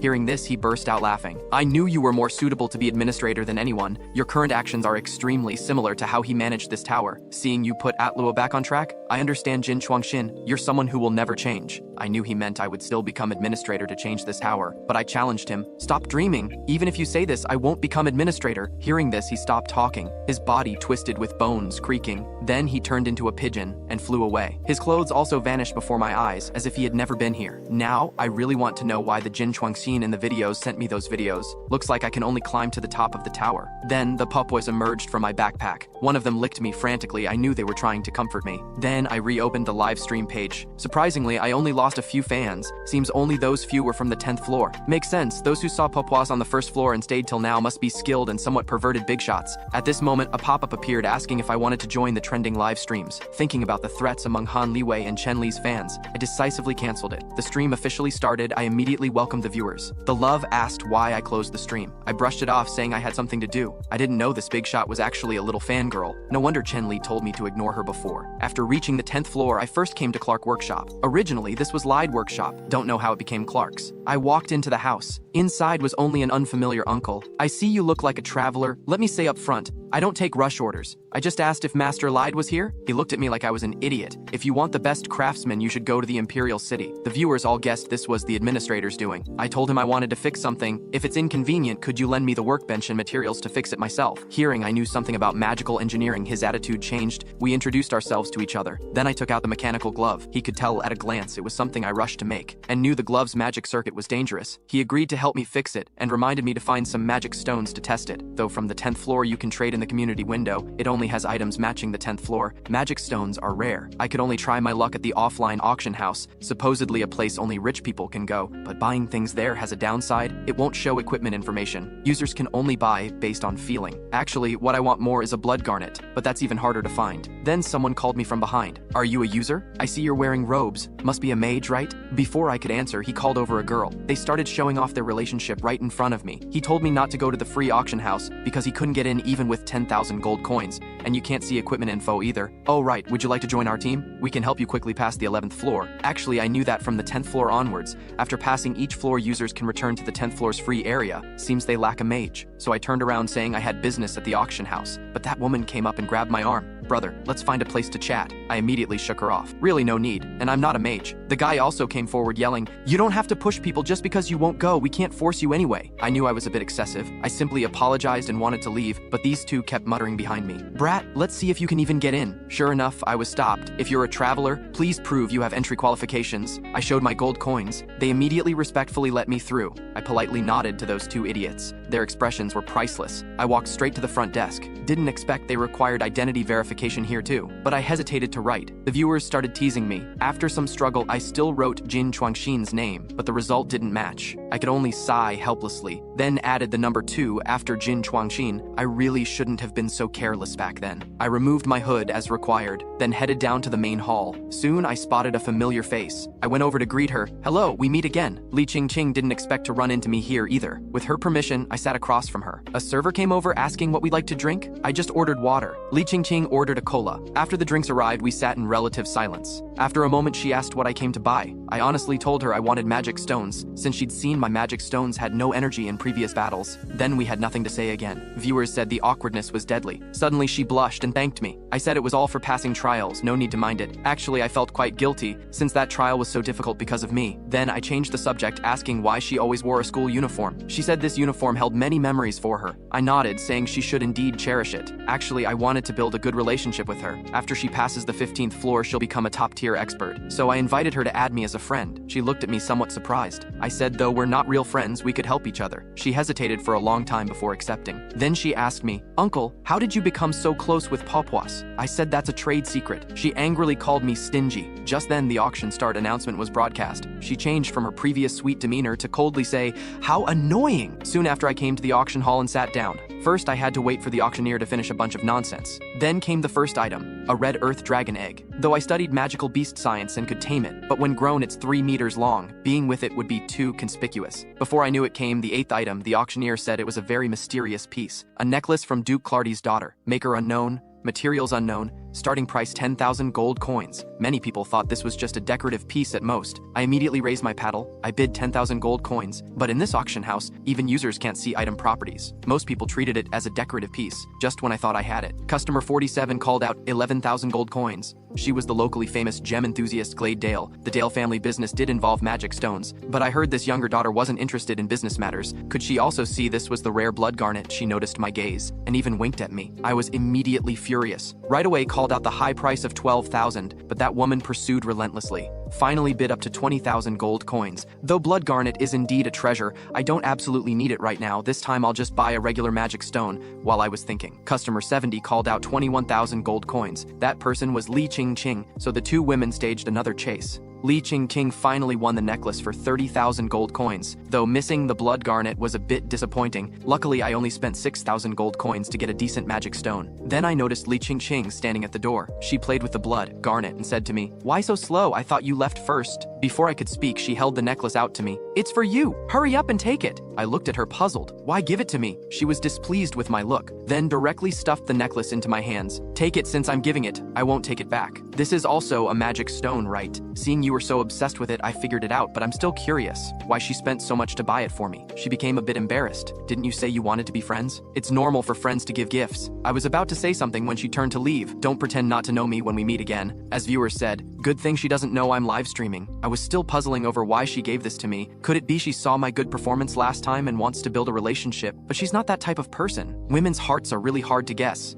Li Qing hadn't gone far when she muttered, "Does this uncle really not remember me?" When she was little, she was worrying about why the new school's uniform was so expensive. I happened to come out of the principal's office then. I casually mentioned, "Little sister, listen well to the principal." Li Qing didn't think much of it. She went into the office and told the principal about not having money for uniforms. The principal told her not to worry. Someone just sponsored our school to buy uniforms for the children. Maybe the sponsor was embarrassed. They asked me to keep it secret from you all. Li Qing immediately thought of the uncle who just left. Forget it. It doesn't matter if he doesn't remember me. After leaving the auction house, I came to Clark workshop. Clark didn't expect me to come early. I examined what he was making. It looked familiar. After he explained, I realized this was my glove, completely different from before. Clark laughed heartily. "We magical engineers like to do our best." So I also took out the necklace. But this blood garnet is smaller than I thought. I was going to ask you to adjust the socket size. Didn't expect you already did it almost perfectly. Clark gestured for me to relax. When I first saw this glove structure, I discovered it needed magic stone consumption. I also know each magic stone varies in size, so I added a mechanism to the glove, allowing it to use different sized magic stones. "Let me demonstrate directly." He pressed a button on the glove. The magic stone installation socket appeared. Then he placed the blood garnet on it. 5 fixing brackets firmly secured the blood garnet. This way you don't need to worry about magic stone size. To replace magic stones, just press that button twice. I was so moved, but you made it so well. The cost? The love immediately said, "If money's not enough, just ask." But Clark chuckled. "I found fixing this quite interesting, so no charge. I still need an hour to finish up. Wait outside." An hour later, I walked out of Clark workshop. Viewers wanted me to stay and tour the 10th floor, but I said no. I plan to challenge the 11th floor tomorrow. As for tonight, I'll get a good sleep. But while sleeping soundly, I felt something moving around on me. It was one of the Papuas. Its stomach was growling. Suddenly, it opened its mouth wide at me. Turns out it was just washing my face. I asked what's wrong. I saw it smacking its little mouth, then rubbing against me. The other two also came over making noise. I could tell they were hungry. I told them to wait, then open the live stream. Surprisingly, viewer count reached 200. I thought, don't people sleep? Only 227 total fans. Looks like they were all waiting for me to stream. Then I took out the magic stone I bought for 6,000 gold coins. Without blinking, I threw it to the 3 little ones. They immediately devoured it. A viewer asked if I'd thought of a name for the glove. When I first put on the glove, I could directly feel it was much better than before. But Clark refused any payment, only asking me to give it a good name. I said the name needs careful thought. After all, random naming would make my promise to Clark meaningless. After organizing, I came to the teleport gate outside the city. Though it's in the middle of the road, actually only users can enter teleport gates. Atluo locals can't even see them. I didn't expect so many people even in a quiet channel. A viewer asked why I don't join a team before challenging, since randomly matched teammates are usually trash. I know from the 11th floor there are many cooperative trials. Most users join teams through recruitment posts before challenging. Actually, I'd like to cooperate with viewers who followed me since the 1st floor, but not knowing what the administrator will do on the 11th floor. Better check it myself first. I don't want to drag down these loyal viewers. As for difficulty, there's no need to worry, as long as the administrator doesn't go too far. Hard mode isn't difficult for me. After selecting, I walked into the teleport gate. Right after entering, I saw a man and woman. This floor's trial requires 3 users to battle monsters and achieve victory. The lady saw my robes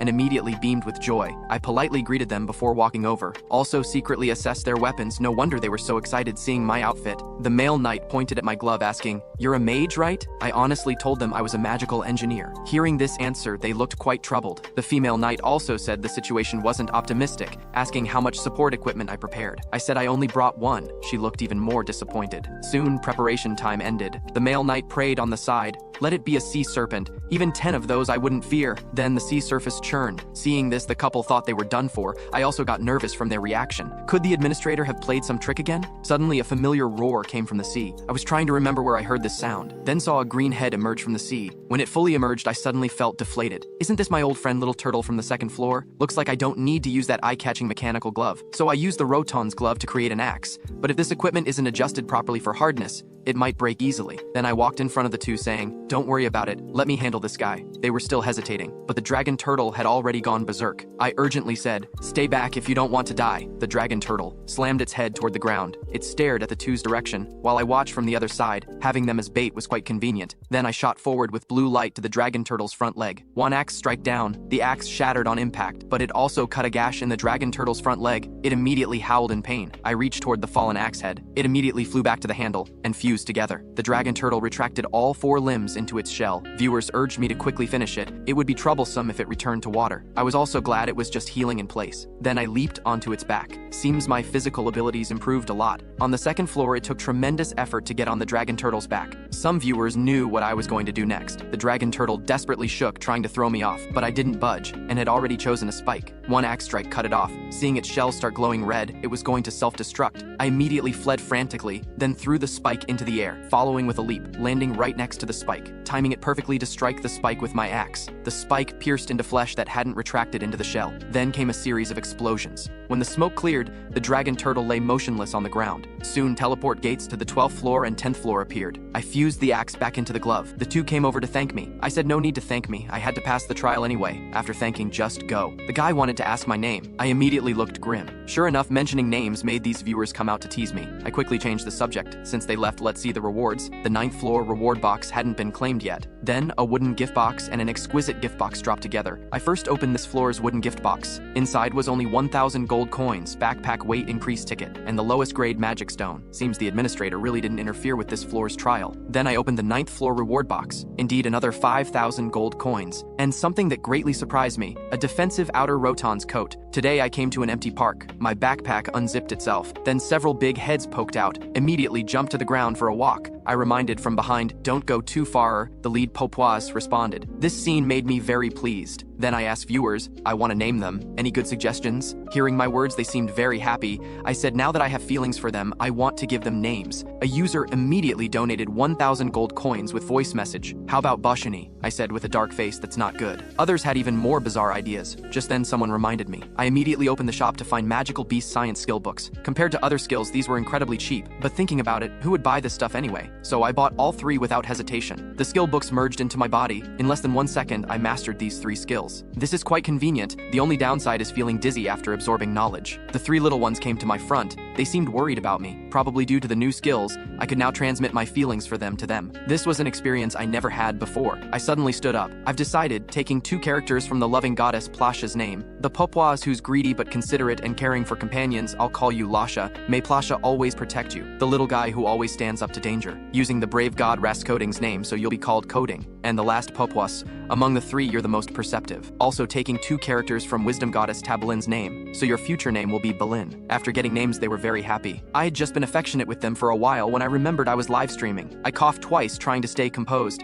Since their names are decided, let's head to the 12th floor now. As for Lasha, Coding, Belin, please hide in the backpack for now. Seeing viewers' reluctance, I told them to bear with it a bit longer. I'll figure something out after the 15th floor. That's what I said, but I felt bad too. Not sure if it's because of the new skills. When I reached the 12th floor, 3 people had already gathered here. A knight immediately greeted me. Hello, I'm Jin Hekyang. I also told him my name was Jin Chuan-xin. The casual dressed girl also came up and said her name. But your outfit is really special. I haven't seen it in the shop. I said I don't know how I got this equipment, by the way. There's still one teammate. I saw that person looked rather dazed. Those eyes I simply couldn't look directly at. Why keep staring at me? He stammered, no. You said your name was Jin Chuan-xin, right? My expression immediately turned cold. Is there a problem with my name? Are you the emperor? I immediately sensed trouble, flashed over and covered his mouth. I threatened him not to say more. He nodded frantically. He was about to kneel when I stopped him again. But I should at least do something. I held my forehead and sighed. Just introduce yourself quickly. He immediately saluted me. Yes, hello, I'm Jin Chuan-xin. I was a bit speechless. Thought only 8 people were kicked out on the 10th floor. Wouldn't run into them. Should have switched to a foreign channel. Then Li Shu also came over asking, looks like you already know each other. I quickly answered first. Right, we met on the 11th floor. Jin Hekyang looked suspicious. You're so strange, just now showing off equipment. Now how are you being timid? How dare I? Shut up. I immediately stopped his nonsense. Then I changed the subject to introducing our situations. This man and woman left their team long ago, don't have many viewers, so they got no intel about the 12th floor. As for Jin Junshi, after being kicked from his team he had nothing to do, then found a super amazing me. Through donations he finally got lots of profit sharing, so now he has money to buy equipment. Jin Hekyang said time was running short, needed to arrange positioning. Jin Junshi, seeing him take charge, also got irrationally fired up. I said forget it, knowing he's challenged the 12th floor, letting him assign positions is fine, right? But Jin Hekyang wasn't calm after learning I chose magical engineer. I had expected this. I said I'd give my all. These are cursing ape men. If anyone shows off in front of them they'll be called a noob, and their learning ability is very strong. If one attack doesn't kill them, it's easy to be counter-attacked, especially can't use sword techniques on them. Zhang Jungshi used his experience to explain to everyone. Jin Hekyang immediately flew into rage. Then the skills we learned on the 5th floor are meant to be used. Now you tell me we can't use skills. Do we only rely on brute force? That's why Zhang Jungshi found matching with first-time challengers troublesome. Anyway, try it yourself and you'll know. Then he walked toward me. Big brother Jin Chuan-xin, you could clearly pass this trial alone. Are you trying to hide your strength? I said I don't want to act very capable. What do you mean act? You clearly are very capable. But the trial was about to start. I was too lazy to argue with him. Called everyone to get ready. Saw the 8 men rapidly approaching. They all shouted Lakuha in unison. Zhang Junshi was already sweating profusely, having witnessed these 8 men's terror. Now he was even less confident. I signaled him to stay calm. No one would die. As long as everyone doesn't try to be tough, it's fine. Jin Hekyang was indeed full of confidence. Don't be cowardly, they don't even have weapons. 16 total. We each handle 4 and that's it. With that he charged out himself. I'll be the leader. Everyone wait for the gold coins. This inexplicable confidence reminded viewers of the idiot from the 7th floor. Our positioning was useless. Zhang Junshi asked what to do. I said let's see first. This guy's a knight, won't die that easily. Some people never learn until they see the coffin. Even if I help him now, he'll still die in the future. Better let him experience it firsthand. The ape leader signaled his subordinates not to move, then shouted Lakuha at Jin Hekyang, and walked out of the group alone. Only when Jin Hekyang got close did he realize this ape man was at least 3 meters tall. The ape man pointed at him saying, Sumiha, Tulanba. Viewers were curious what he was saying, though I couldn't fully understand. I could sense he was an old monster. To avoid being replaced by the younger generation, he could only transform survival desire into intense fighting spirit. Jin Hekyang smiled confidently. How dare you provoke me? Backing down in front of so many people would be embarrassing. Thinking this, he charged alone at the ape leader. The ape leader slightly shifted and dodged his thrust. Jin Hekyang's leg sweep also missed. Since normal attacks don't work, I'll use skills. Thinking this, he injected magic into his spear, then hurled it at the leader with lightning speed. But the leader easily dodged. The leader stepped on his weapon, then raised his fist to punch Jin Hekyang. Without his weapon, Jin Hekyang could only wait for death. There was a clang. The ape leader's fist was firmly caught by me. Seeing him still dazed, I told him to retreat quickly. This time, he obediently crawled away. I wasn't as relaxed as I looked either. Knowing this guy gets harder to deal with the longer it drags,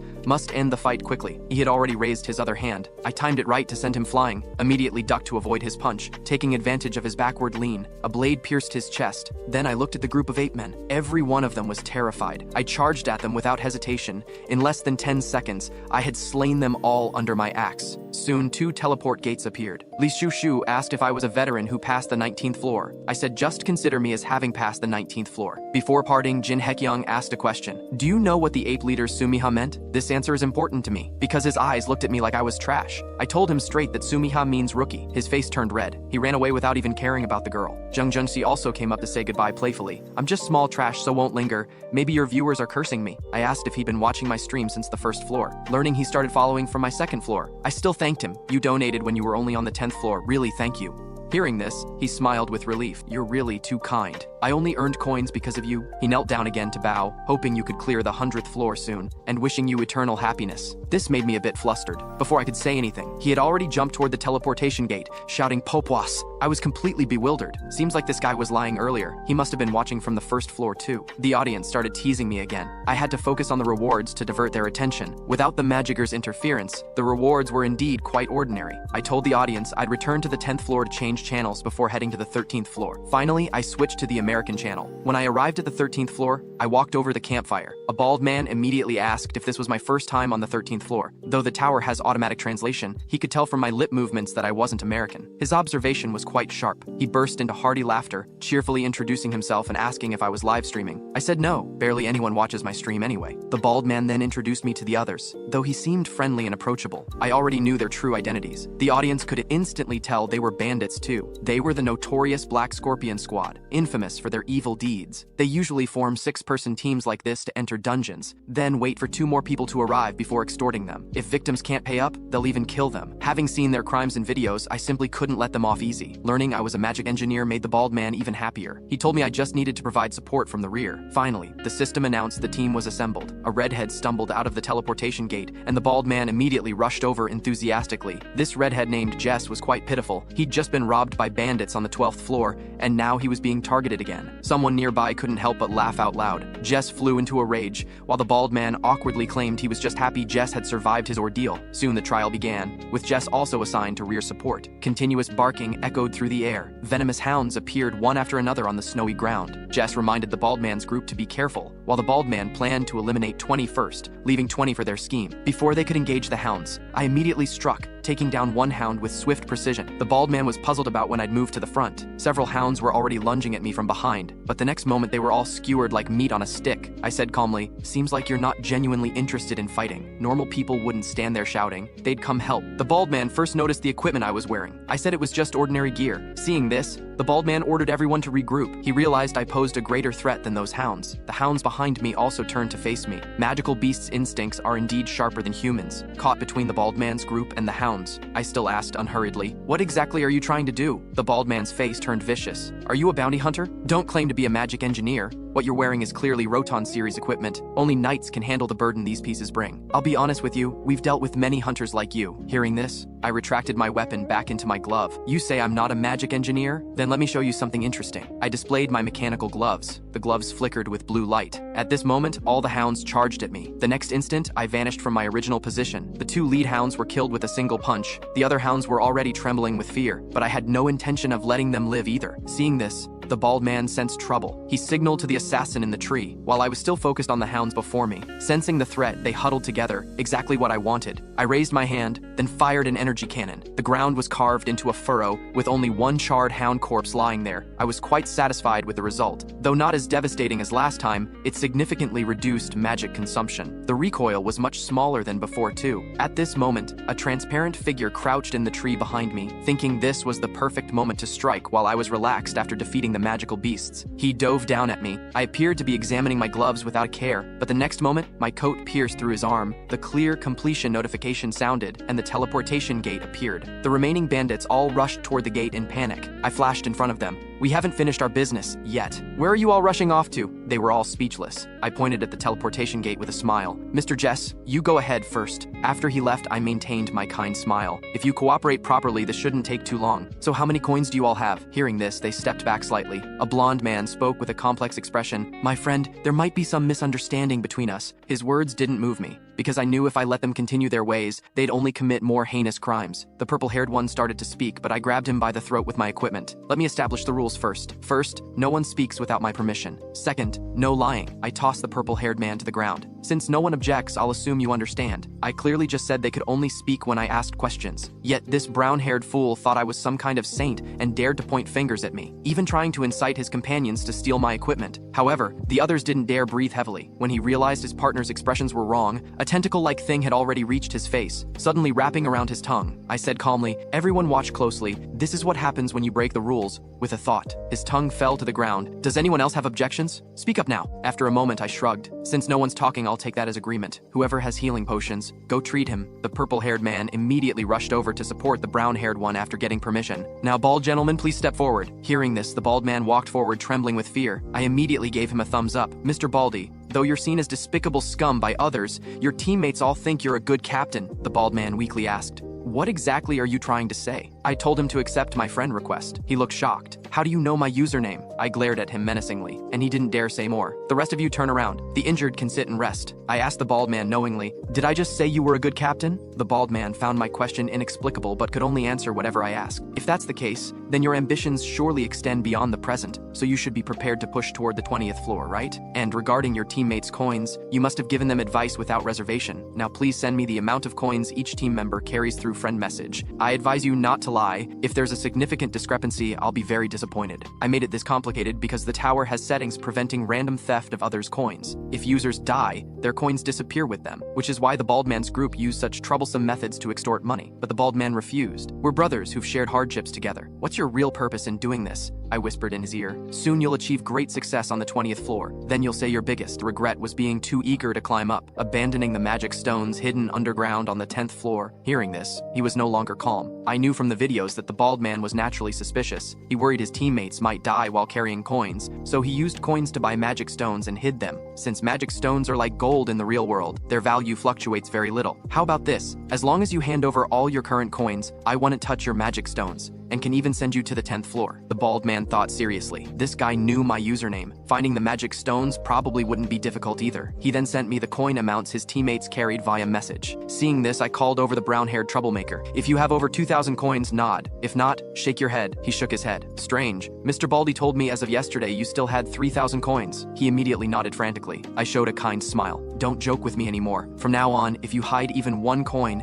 don't expect to leave alive. In the end, they offered up 12,000 coins total, 150 less than what the bald man reported. Now I'll ask once more, are you absolutely certain you haven't hidden a single coin? They nodded anxiously. Then I made them hand over all their potions too. After getting everything, I walked to the teleportation gate. Good, now it's time to say goodbye. Hearing this, they felt the joy of surviving a disaster. But my Roton's coat began twisting again, and 6 screams echoed across the snowy ground. They were crawling or lying on the ground. I said coldly, some of you harass children, some murder a person daily, and others do even more unforgivable things. What a bunch of scum. They could only roar helplessly. I grabbed one of them and told them, the 14th floor trial ahead is a maze. A trial that requires 6 people working together. Since you happen to be 6 people, I'll give you a hand. I dragged him toward the 14th floor teleportation gate and threw the first person in. As for why I'm not keeping my promise, it's because you definitely still have coins. My reward box had already dropped at my feet. After all, even if you've cleared the 13th floor several times, each person would have at least 1 coin as a reward, right? The bald man finally understood. You're clearly cheating. Bastard, I'll curse you for life. I ignored his words completely. With one leg missing, trying to clear the 14th floor would be harder than climbing to heaven. The audience finally realized I was a kind and talented young man. Next came the reward confirmation phase. This time's rewards were still quite ordinary. I told the audience, then walked toward the 14th floor teleportation gate. This was a maze trial, where the maze's size was proportional to the total difficulty of all members. As soon as I entered, I saw the earlier users discussing strategy. A bearded leader approached me. Seeing I was alone and of Asian appearance, he found it incredible. He then introduced me to the other 4 team members. I voiced my confusion. Is this your first time challenging the 14th floor? You seem like you've known each other for a long time. They should know the 14th floor requires 6 people, but their team only had 5. Turns out one of their members got injured on the 13th floor and returned to the 10th floor to recover. Originally, the bearded man's group wanted to wait for him to heal before clearing together, but that teammate firmly refused. He also assured me not to worry. They weren't bad people. Actually, I wasn't worried. Just felt it was a bit of a pity. After introductions, we began discussing how to tackle this maze. The rules were simple. Start from 4 cardinal directions: east, south, west, north. As long as someone reaches the maze center, the mission is complete. But this maze's clear route changes with each trial, and the maze size isn't fixed either, so it depends more on luck. Among the 4 directions,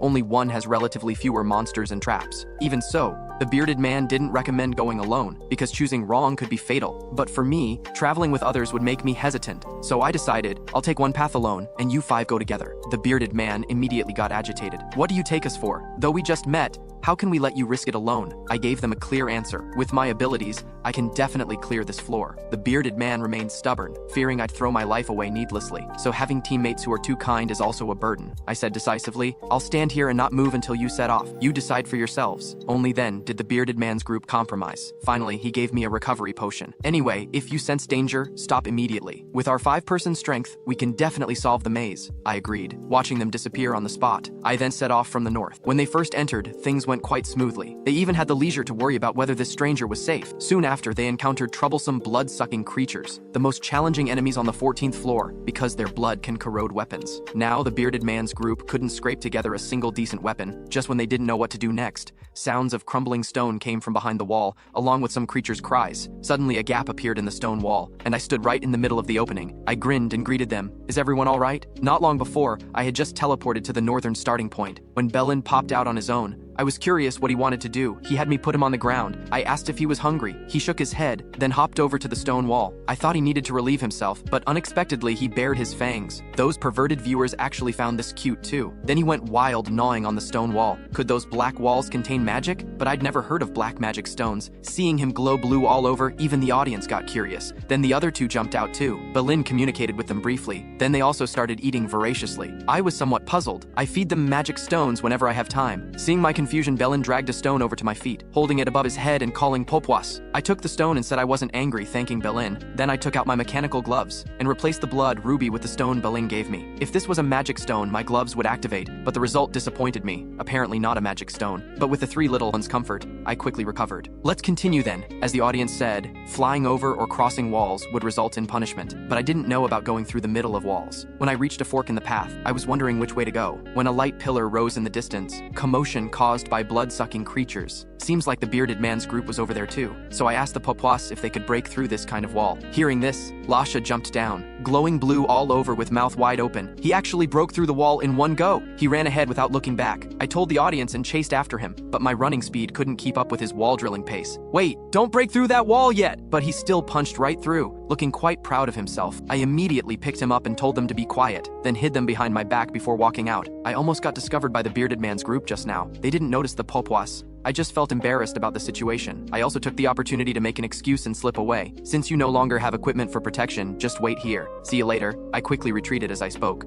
soon disappearing from their sight. The female mage then voiced her confusion. I think I heard Papuas sounds just now, but that might have been Mr. Talented making them. Only when I reached a corner did I relax. Then I put the Papuas on the ground. Charge ahead, little ones. Just head toward where the light pillar is. So they advanced with devastating force, quickly breaking through the final wall. The light pillar was right ahead, and the three little ones cheered joyfully. But the next moment, I stuffed them back into my backpack, because those people would be teleported here soon too. After securing the Papuas, I touched the light pillar. The trial completion notification sounded. The bearded man's group was amazed, but the next moment turned to joy. Then two teleportation gates appeared simultaneously. The bearded man stepped forward and gave me a hug. This guy even used knight's strength, trying to squeeze me to death. Thanks to you, we could clear this. Though we want to give you some coins to thank you, we're all broke. The others also thanked me profusely, then said goodbye, heading back to the 10th floor to visit their friend. After they left, I began thinking about the 15th floor trial content. It takes place in the northern Atro region. There, you can learn many skills to improve combat power. If there's no magic or interference, I could easily clear it with my strength. But those scenes he showed me last time didn't seem like simple fantasies. The audience could see I was worried about the 15th floor trial, but I quickly changed the subject, saying I'd confirm the rewards before departing. This box was still quite ordinary, with even more ordinary rewards inside. Just 1,000 coins and a longsword. I was about to say let's go, when an audience member tipped me 1,000 coins, saying they wanted to become my box. Open up, coins incoming. Then all the audience members tipped me various amounts. I could only awkwardly thank them, then headed toward the 10th floor teleportation gate. Though I wanted to go to the 15th floor now, I had to return to the 10th floor to reorganize. Plus, there was something on the 10th floor I absolutely had to take with me. On the 10th floor, I went to the Traveler Management office. I said I wanted information on the Black Scorpion Squad's address, then filled out the paperwork as the staff required. But things weren't that simple. To find the Black Scorpion Squad's address, I switched channels 87 times and visited 87 Traveler Management offices. Finally, I found it. A dim alley that really suited those scumbags. I tried knocking first, but learning no one was home, I just kicked the door down. Entering the room, I showed a wicked smile. Rather than searching slowly myself, I had a faster method. 3 magic stone radars. I took out a small piece of magic stone. This is what magic stones smell like. Can you find more? Getting their orders, they immediately scattered. Soon, Talsha was happily bouncing in place. Seems like the magic stones were hidden in this spot. I rudely stomped through the floor. Magic stones of various sizes were revealed beneath the floorboards. My grin was harder to suppress than an AK rifle. Moments later, I packed my bag full while the Papuas watched drooling nearby. Finally, I still left a few pieces for them as snacks. Then I sold all that junk through the trading system, only keeping some magic stones for my gloves. Unexpectedly, my total coins reached over 80,000. I could buy a complete Roton series set, even reaching the 20th floor. The audience was already urging me to head to the 15th floor. They also asked if I'd use the American channel. I said I'd switch back to my own countries. After all, I still wanted subscriber rewards. Though I might encounter audience members, gaining followers was most important. This time on the 15th floor, I'd learn knight skills, since it's the best place to acquire knight's power. And to perfectly control the Roton series, I must improve my physical capabilities. Thinking this, I walked into the teleportation gate. But why did I appear outside the city gates? Originally, 15th floor users gathered at the trial source in the city center, and time seemed frozen. Previously, users could chat while waiting, but was this the Magicers doing again? I took one step forward, only then remembering the personnel assembly completion notification. Then the cold wind began blowing normally. I quickly walked toward the city gates. I had to reach the trial support first. Just thinking this, a deep voice rang out. "Who are you? I don't think I've seen you before. Look at your fine clothes. Are you also a traveler?" I quickly greeted him while imperceptibly backing away. The audience was also telling me to run quickly. Just seeing me, he wanted to shake hands. Though I knew he had ulterior motives, I had no choice now. Sure enough, as soon as my hand was grasped, tremendous force transmitted from his hand. Then he showed a strange smile, his aura growing even stronger. I saw his right leg lift up. I immediately used my Roton's coat to steady myself. The next moment, my side felt like it was hit by a cannonball, yet I only staggered 2 steps. At this point, Ram's face showed an amused smile. I bent down and said with some difficulty, "Your way of greeting people is a bit excessive." He didn't care. "Consider it a necessary procedure for coming here." Hearing this, I was also somewhat displeased. "From your stance, you clearly wanted to kill me." He said that to spare my life. He had specifically moderated his strength. I just felt a wave of fear. This was called moderated strength? Even Roton's equipment was completely ineffective. Seems like there's no reasoning with him. "Since the necessary procedure is over, can I pass now?" But he directly said no. I asked if there was something he needed me to do. "Just say it. I'll do whatever I can." Hearing this, his attitude changed. "You're quite straightforward, unlike other Empire folks. Now start copying what I say," and shouted out confidently and loudly. I was somewhat speechless. Didn't expect it to be this simple. His personality really is the most unpredictable. I saw him take a deep breath and shout loudly, "Korom la Kanta!" The sound carried extremely far. Standing before him, I felt my eardrums about to burst. Before I could recover, he pointed at me. "How about it? You can do it, right?" I hesitated slightly. Then his expression darkened. "If you didn't hear clearly, I'll do it again." I quickly said no need, but asked what those words meant. "You don't need to know. Don't be so wishy-washy." I was absolutely firm. "If I don't even know the meaning, I won't shout it." He no longer insisted, instead turning to lead the way. "Anyway, since it's your first time, you probably don't know how great Talsha is yet." Hearing this, I silently followed. Though he attacked me upon first meeting, I originally came to find his help anyway. After all,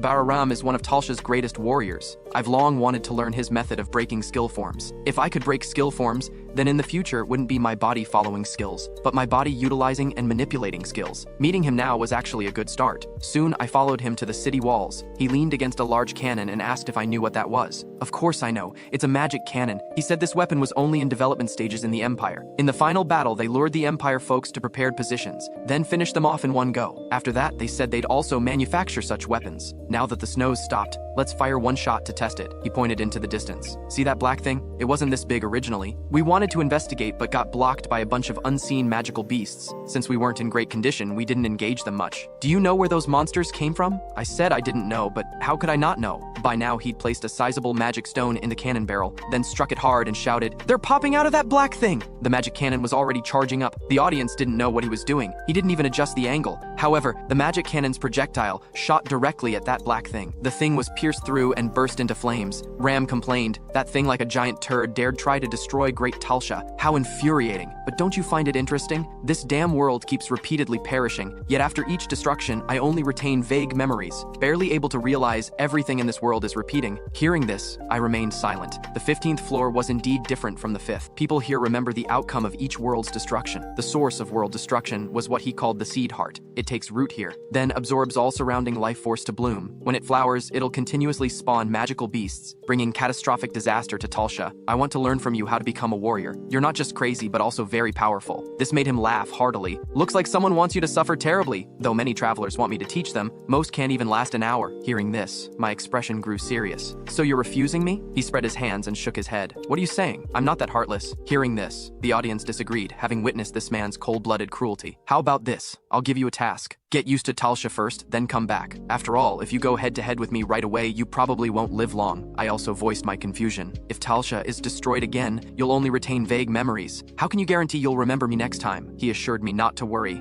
Such a special traveler wouldn't be easily forgotten. But if you insist on learning now, that's not impossible either. Seeing his crazed expression, I chickened out. Then I'll accept the task first and come ask for your guidance next time. He also agreed with my choice, but noted I seemed to have already received a task. Hearing this, I immediately opened the interface. Sure enough, the 15th floor task popped up immediately. Eliminate the seed heart. Cannot leave the 15th floor until completing the task. If unable to eliminate the seed heart before it blooms, Talsha will perish. Seeing this task, my expression looked terrible. I'd wondered if the magicker would cause trouble, but didn't expect him to be this insane. From this situation, if I can't complete the task, I'll perish along with Talsha. The audience all scorned the magicker, knowing it's impossible to eliminate the seed heart on the 15th floor. I was clear too. Even if all 50 players on the 15th floor worked together on this task, they might not damage the seed heart at all. Ram asked if something was wrong and offered help if needed. I declined, then told him I'd come again later. He also gave me a location to find him. Finally, I bowed politely to him. He was somewhat surprised by my attitude change. I walked down the street with a grim expression. The audience defended me in the barrage, but viewers who cursed the magicker immediately left the stream. The audience started cursing directly. The love asked what I planned to do. I said I'd first investigate other users. If they also received this task, we could cooperate to complete it. At this moment, a man burst out of a building and knelt before me, pleading desperately, "Savior, please save us. Lead us away from this endless sea of destruction." I turned and walked away. The audience was right. This was all the evil magicker's doing. To keep Talsha running normally, the magicker left a prophecy for the people here that a traveler capable of saving them would appear someday. Most users know he's just playing God, making Talsha's residents believe they'll eventually escape this endless suffering so they don't mentally collapse. But for users, Talsha is just one stop in their tower climbing journey. They surely know this too, but still choose to be deceived. I was powerless against this situation. Better focus on completing my own trial first. Soon after, I finally reached the user gathering area. I approached a man and woman who were talking. They were initially wary, but relaxed their guard upon learning I was also a user. Then came normal introductions. I asked if they'd received any tasks. The mage opened her interface. It showed no tasks received yet. Seeing this, my heart sank further. The man asked if I wanted to add friends. I thought if I could somehow get them to help eliminate the seed heart, that wouldn't be bad, but since adding friends requires knowing usernames, I decided to add them later. I didn't want to expose the name Kim Jeju 2 so early. I remained unmoved by the audience's teasing. After some consideration, I decided to find Ram first. I couldn't find him on the tower, but saw the brightest place at sunset. That was also the location he gave me. Soon I reached the building below. It was even taller and more imposing than I'd imagined. A dog saw me and barked frantically, but I still opened the door and told it to stop barking. Then Ram's voice rang out. I wondered who it was. "So, have you solved all your problems?"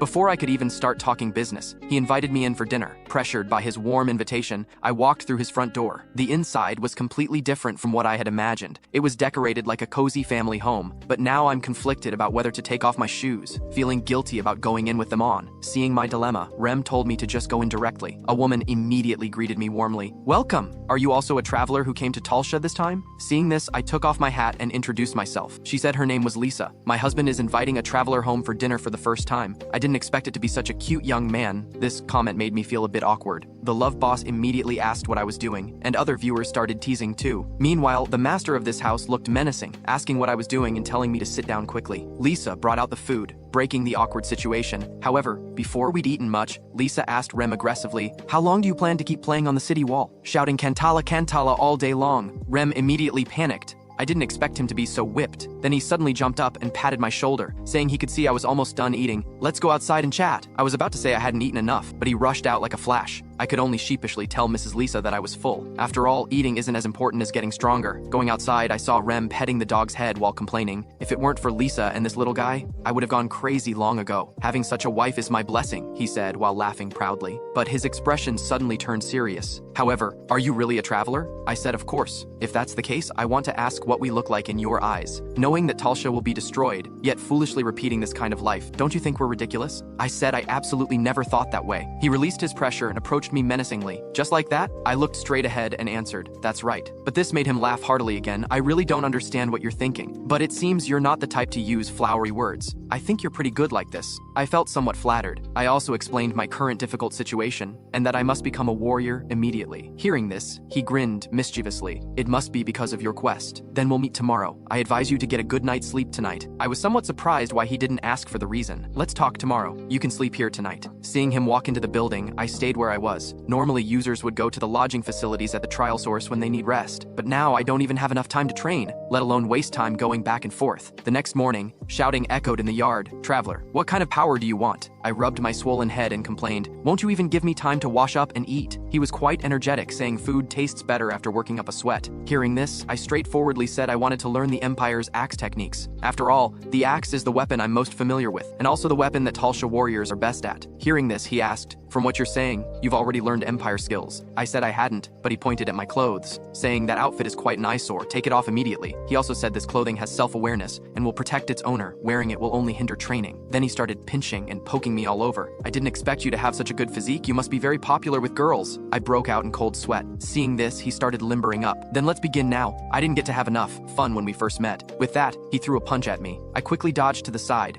Then I pulled back to create distance. "At least give me a heads up before starting, and this looks like you're trying to kill me." However, he showed a sinister smile. "Next target is the leg." After saying this, he whipped his leg at me. I immediately mobilized my magic power to block. The next instant, a loud bang came from my leg. "Didn't you say you hadn't learned any skills? How can you still use natural force?" I told him to stop teasing me. "And you said this was training. Cut the chatter. This time I'm going to smash your head." Seeing I couldn't dodge, I raised my arms to protect my head. A tremendous force transmitted through my hands. I felt like I'd been hit by a 10-ton remmer. He smiled sinisterly again. "It's not over yet. Let me see how long you can hold out." Next, he would announce which body part he was attacking each time, and I could block most of his attacks. But his strength was really no joke. After an hour, my body was covered in bruises, and I really couldn't take it anymore. I fell backward onto the ground. He walked over to me and asked inexplicably, "You said you haven't learned Empire skills, right?" I was breathing heavily, not knowing why he asked this question. Then the system window automatically popped up. "Skill generated. Talsha Combat Arts LV1. How's that? Are you satisfied?" Hearing this, I smiled with relief, feeling that today's beating wasn't in vain. Although I'd watched strategy tower videos, I never expected this skill to be obtained this way. Although the system doesn't explicitly specify, for convenience, users have divided skills into two types. Those that need to be actively used are called active skills. Those that trigger passively at any time are called passive skills. Generally speaking, only frequent use of active skills can generate passive skills, and the active skill level needs to be particularly high to have hope. For users, the more passive skills learned, the better, because these skills can improve user combat power without consuming magic power or other resources. This time, I really struck gold. Rem also looked proud at this moment. Seems I didn't waste my effort. Hearing his words, it felt like he wasn't very certain before either. He quickly defended himself, saying he thought I didn't want to get beaten anymore, so I was talking nonsense. Hearing this made me even more certain he didn't have complete confidence before, but I still shouted with full energy, "Again!" After saying this, I charged forward with an arrow step. Rem was also startled. This guy's speed and movements are no less than Talsha warriors. He actually learned to imitate my movements just by watching a few times. Thinking this, the fist had already reached his face. He easily raised his hand to block, then sighed. Seems it's only the momentum that's similar. The attack movements are still very crude. However, my knee had already thrust upward. His body trembled slightly. I smiled proudly. "What were you sighing about just now?" After saying this, I felt a tremendous force from my hand. I was careless. How did I not notice such an obvious move? I immediately regretted it. Seems I shouldn't have provoked him. Actually, I just wanted to see if this skill was useful. But once I rushed out, I changed my mind, because my body felt light, as if it could fly. I experienced the feeling of my body moving as I willed for the first time. That's why my confidence exploded. I weakly asked him, "Can you let go of me now?" But his hand gripped even tighter. "If there was an enemy in front of you, would you also ask him to let you go like this?" So next I just kept getting beaten. The attacks came even more fiercely than before. He laughed heartily. "This feels great, don't you think?" I complained bitterly while my body kept shaking. "I think you want to kill me." Then Lisa's voice called out, "That's enough, come eat breakfast quickly." Only then did I breathe a sigh of relief. At least I saved my life. But the training results were also significant. Talsha Combat Arts had already risen to level 2. The audience was all surprised. They'd never seen a passive skill improve this quickly. I was clear about this too. Rem's fists, though carrying some personal emotion, he really was a good teacher. Looking at the gloomy weather, I sighed. What beautiful weather today. Then I asked the audience seriously, "Aren't you going to eat?" These were all old viewers who knew I wanted to change the subject, but I pretended not to see. Then I looked at Rem nearby, who was feeding the dog, thinking that the 3 little ones should be hungry in the bag.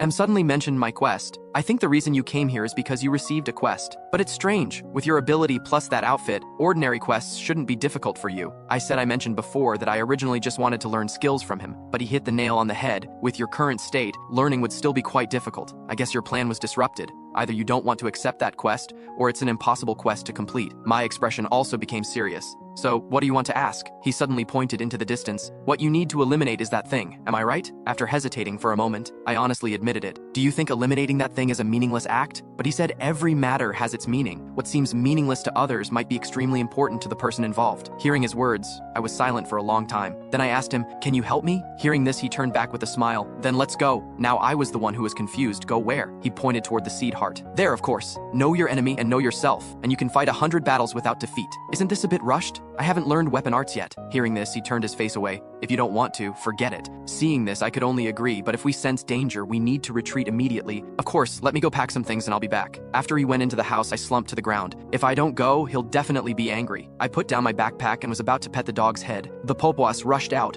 They glared fiercely at Rem's dog. I quickly carried them to a distance and apologized to the dog. At this time, Rem had already come out of the room. Why are these guys with you? I was startled. I don't know how it ended up like this. Hearing this, he seemed to want to say something but stopped. I pointed at the little dog nearby and asked what its name was. Rem said it's called Kula Kanta. I usually call it Kanta. I suppressed a laugh and said it was a good name. Snow began to fall from the sky. I looked toward the distant seed heart. No matter what, I must eliminate this source of disaster. When we finished breakfast and were about to set off, the two people who had been secretly watching finally walked through the door. The red-haired leader politely saluted Rem, and Rem immediately knew he came to see if he had gone crazy. After all, this was his first time hosting travelers. Then he introduced me to them. The red-haired one was also somewhat surprised, clearly just fought like a warrior, but after changing clothes, he looked like an empire person, intimidated by Rem's warning glare. He then introduced himself to me. Rem said the little follower behind was Zealand, ranking second only to the queen in terms of brains. He was modest for a while, then greeted me, but I felt he didn't seem very smart, always looking at my Papuas with ill intent. At this time, Rem clapped his hands in approval. I was originally thinking of bringing a few more people, and you just happened to come. Hearing it was going to the seed heart, Leos was a bit cautious, but Rem said it was just for fun, which immediately got him excited. But I have one condition. Then he took out an axe and pointed at me. I want to spar with this traveler. At least we need to know each other's level to cooperate, right? Hearing this, I was excited. I'm happy to oblige. Then I put down the Papuas again to avoid accidentally injuring them. Rem asked if I wanted to wear my coat to fight him. I said if the opponent doesn't mind, I'll wear it. Leos was puzzled, and Rem briefly explained. His coat is like it's alive. Leos was somewhat disdainful. You're worried about me just because of this? Also, get him a weapon. I said it wasn't necessary. Suddenly, he was startled, seeming to hear a snake's hissing sound, but there's no snake here. When he looked up, an axe had already appeared in my hand. He became even more disdainful. Are you imitating our Talsha warriors? I said this was originally my usual weapon. Although he didn't say it, seeing the axe's style, he still questioned me. If that's the case, then let's start fighting. With that, he leaped in front of me in 2 or 3 steps. Then he swung his axe with full force, looking like he wasn't planning to hold back. I heard a clang. I caught his axe with some difficulty. Seems you being able to spar with the warrior commander wasn't just luck, you actually reacted. I didn't speak, sweeping horizontally to force him back. Immediately pursued the advantage. One axe swing missed. He hooked my axe with his. With a forceful pull, my axe flew out of my hands. My expression became somewhat grave. The audience all wanted me to blast him with magic cannon, while Leo's looked smug. So this is all you've got? I didn't want to use this move originally, but there's no choice now. His body suddenly froze. The axe he wanted to swing was already bound by something unknown, and this was exactly my coat's ability. I said calmly, let's stop practicing here for today. Leos was very unwilling. It's just locking my weapon. Thinking this, he suddenly broke free from the restraint. The expression on his face became increasingly arrogant. I sighed helplessly. Instantly had the Roton coat control him completely. I advised him not to move, so can we end this now? He glared at me fiercely, not speaking for a long time. I didn't want to keep staring at him here. Fortunately, Rem came out to mediate. The sparring ends here. The traveler won. You have no objections, right? Only then did he admit defeat. Hearing this, I released the coat's ability, saying if I didn't have this coat, I would have lost. He responded unkindly, a loss is a loss. You, as the winner, can be a bit happier about it. Actually, I really couldn't be happy. Without Roton's power, I really couldn't beat him. The second reason was that he wanted to show off in front of Rem, so he got carried away. Soon the 4 of us set off. They were carrying large and small bags, only Rem didn't need to carry anything. Rem suddenly asked where the spirits went. I said I was afraid they were too conspicuous, so I put them in the bag. I don't know why they call the Papuas spirits. The audience didn't know either. People only know they're magical beasts that appeared when the world tree's branches broke, but they don't know why they were produced or how they were produced. Does Rem know something? Walking out of the city wall, we headed toward the seed heart. I looked back worriedly and asked Zealand if he needed help. He said breathlessly that he didn't need it. Looking at those 2 people ahead, I felt a wave of emotion. Traveling with the boss is really torture. Jilun isn't even a warrior. I was about to suggest resting for a bit when I saw Rem signal to stop first. I looked up and immediately broke out in cold sweat. It's snowmen, and countless snowmen! Rem blocked one of their heads. The snowman shouted, Rubera! Rem shouted back, Sabera. At this time, Shilin actually drove steel stakes into the ground with his bare hands. This person looks gentle and refined, but turns out to be quite ruthless too. He separated the road and asked me to help them watch the luggage. I thought the three of them were going to fight the snowmen, but Rem said he didn't need to get involved in such small matters, so this became a battle between two men. Countless snowmen charged at them. Leo showed a smile more terrifying than the snowmen's. Everywhere he passed, snowmen fell to the ground. Shilin also prepared for battle. He dodged the snowman's attack, then slashed the opponent's thigh. Next he grabbed the other leg. The huge snowman was easily thrown to the ground by him. Although his strength and speed couldn't match Leos's, the snowmen that Leos missed would all be handled by him. This was cooperation that could only be completed with mutual trust. While I was pondering, a snowman quietly crawled behind me. The next moment it pounced at me. I just closed my eyes and sent it to its doom. Two more snowmen came in front of me. Before I could attack, their bodies had already exploded. I felt my eardrums were almost shattered. Can you give me a signal before you act? But Rem didn't care. Soon the snowmen retreated. Leos confidently bumped fists with Rem. Shilin muttered that he's really good at showing off. Leos turned around fiercely.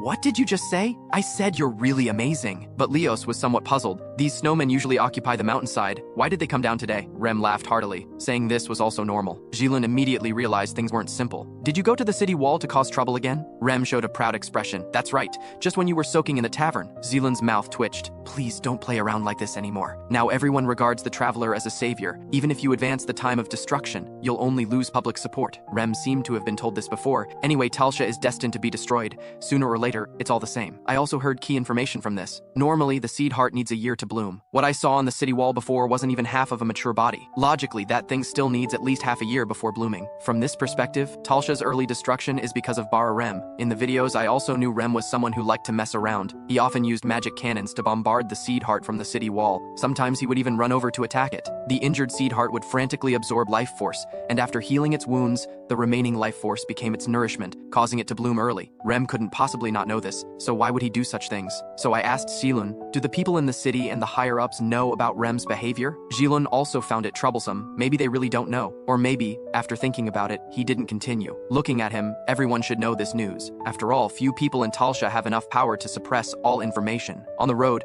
Rem suddenly asked if I knew why specific areas around Talsha had no snow. Shilin wanted to stop him from speaking, but Leo stopped him instead. The warrior commander must have his own thoughts. Why are you being so uptight? Rem continued explaining. Because Talsha has a beautiful and warm stone. They used that stone to have someone create a certain device, equivalent to a heating system. The audience all said they'd never heard of such a thing. This was also intelligence not seen in videos. I was very curious why Rem was telling me these things. Of course it's to tell you secrets other travelers don't know, but now the audience all knew, though they couldn't come down. So now you are Kanta. I was a bit speechless. Isn't that the dog's name? He suddenly patted my back. I'll tell you when the time is right. My face turned pale, because right in front of me was the location of the seed heart, beating powerfully like a heart, and the ground around it was covered with blood that hadn't dried. I stepped forward and heard its increasingly loud heartbeat, like a fetus in its mother's womb, and when it blooms, Talsha will become hell. My quest was actually to eliminate this thing. At this time, Rem said sheepishly behind me, it's grown bigger during this time. Shilin was speechless. Just look at who's doing this is. But it seems like a great battle broke out here. Looks like all the corpses were absorbed by this thing. Shilin asked Rem what to do. Now, after all, we brought a traveler, we should go back quickly. Rem strode forward. Where's the traveler? Kanta, come with me quickly. I looked at Shilin's panicked gestures, as if telling me to run away quickly. But this was a good opportunity to observe it up close. Rem had so much contact with it, he should know something. I saw he had already placed his hand on the seed heart's root. I asked him if he remembered our agreement. He said of course he remembered. Retreat when encountering danger. I stepped forward weakly. You seem to be creating danger. What danger? Your quest isn't to eliminate it? You should touch it too. Know your enemy and know yourself to win every battle. I thought about it. What he said made sense, so I decisively placed my hand on it. At that moment, I felt vibrant life force. This thing looks like a plant, but it's actually not. Rem said it is indeed alive, and it's devouring the surrounding life. Really unbearable, it's this thing taking root and sprouting around Talsha that forced Talsha into a desperate situation. Hearing his words, I had a bad feeling. Looking at the other two who had already hidden, I was suddenly speechless. Kanta, watch carefully. His words brought me back to attention. I saw him raise his fist. One punch exploded the seed heart. And those two people obviously weren't seeing this for the first time. I was getting more and more unable to figure out Rem's true strength. The seed heart that didn't get injured fighting a group of snowmen was actually smashed by his one punch. Even if the seed heart wanted to recover, it should take quite some time, right? But while I was thinking, the seed heart actually recovered instantly. What terrifying regeneration ability. Rem patted my shoulder. Maybe you're destined for a dead end. Just then, it suddenly contracted. A black mass was spit out by it. This mass scattered in the air, then fell around us. Then they kept wriggling. In just a few seconds, a pair of wings appeared. Seeing this, I was quite surprised. These are scavengers,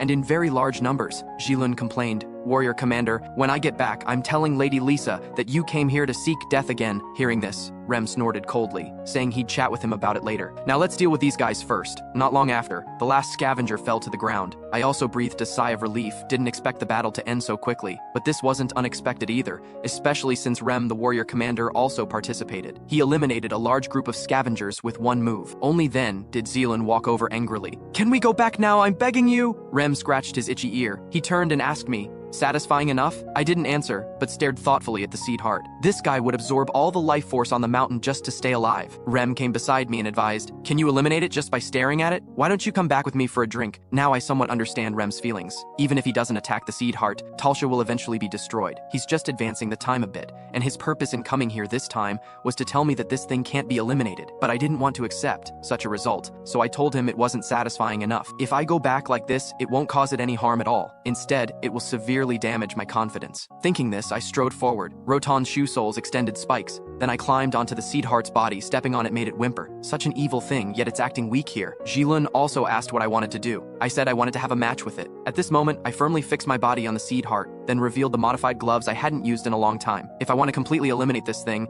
I need absolutely powerful firepower, making it turn to ash before it can regenerate. Aiming at the gap where the flower bud opens, I fully activated the glove's magic power. Just as the audience said, if I can't completely eliminate it, I'll only make it grow faster again. By then, the remaining time won't be a month, it might be a week or even shorter, but if I retreat now, it will only get stronger, and my chance of failure will only increase. And there will be other powerful magical beasts coming out to block me, so now is actually the best opportunity. Damn, manager, forcing me into such a desperate situation. Maybe this is his death sentence for me. While thinking, the glove had finished charging. The shoes continued piercing into the seed heart's body to stabilize my form. The next instant, powerful energy burst from the glove, shooting directly into the center of the flower bud. My eardrums were already bleeding from the shock. Feeling the threat, the seed heart began shaking violently. I tried my best to steady myself, but the glove had already started flickering, meaning the magic cannon's energy was almost used up. If I let it recover, next time there would be even less hope. Thinking this, I activated the Roton coat, then stabbed into the seed heart's body. I pried the wound open. Suddenly, it trembled. Another mass was spit out, brown-colored, likely gatekeepers, probably feeling threatened. Even without entering maturity, it started spitting out high-level monsters. If the numbers were the same as the previous scavengers, even Rem would be too busy to look after me. Seems I need to hurry. Thinking this, I burrowed through its wound. Because of its self-healing ability, the wound was constantly being repaired, and the space inside was continuously shrinking. Perhaps I really will die here. Thinking this, I said to the audience, just in case, let me say goodbye first. Big brothers, thank you for supporting me all this time. The surrounding flesh walls pressed toward me. At this time, the backpack's zipper opened by itself. The Papuas came out one by one, crying bitterly. I scolded them to go back quickly, but this time they didn't listen to me. I saw their fur extend. Then they used all their strength to resist the surrounding flesh walls. Their fur emitted wisps of black smoke. I could see they were in great pain, but they kept enduring. Because Papuas are beings born after the world tree broke, their attributes repel demonic aura. Even just touching the seed heart causes them tremendous pain. I felt choked up and said sorry to them. I raised the modified glove again. A super strong magic cannon blasted out. In short, the heart was visibly injured. Seeing it was effective, I also felt a glimmer of hope. I was thinking of doing it again. Suddenly, my mind went blank. Seems like I didn't have magic power to continue attacking. To be honest, I still wanted to punch the manager in the face. I don't know how long passed, noisy talking voices rang in my ears. It was Bara, Rem, and Shilun. They seemed to be discussing something important. But am I still alive? Hearing Shilun say the seed heart was about to bloom, I turned over, feeling somewhat sorry for them. At this time, I also saw the Papuas. They usually wake up when they hear movement, but now they were unresponsive. Seems demonic energy had seriously invaded their bodies, but to treat them I must reach the 20th floor.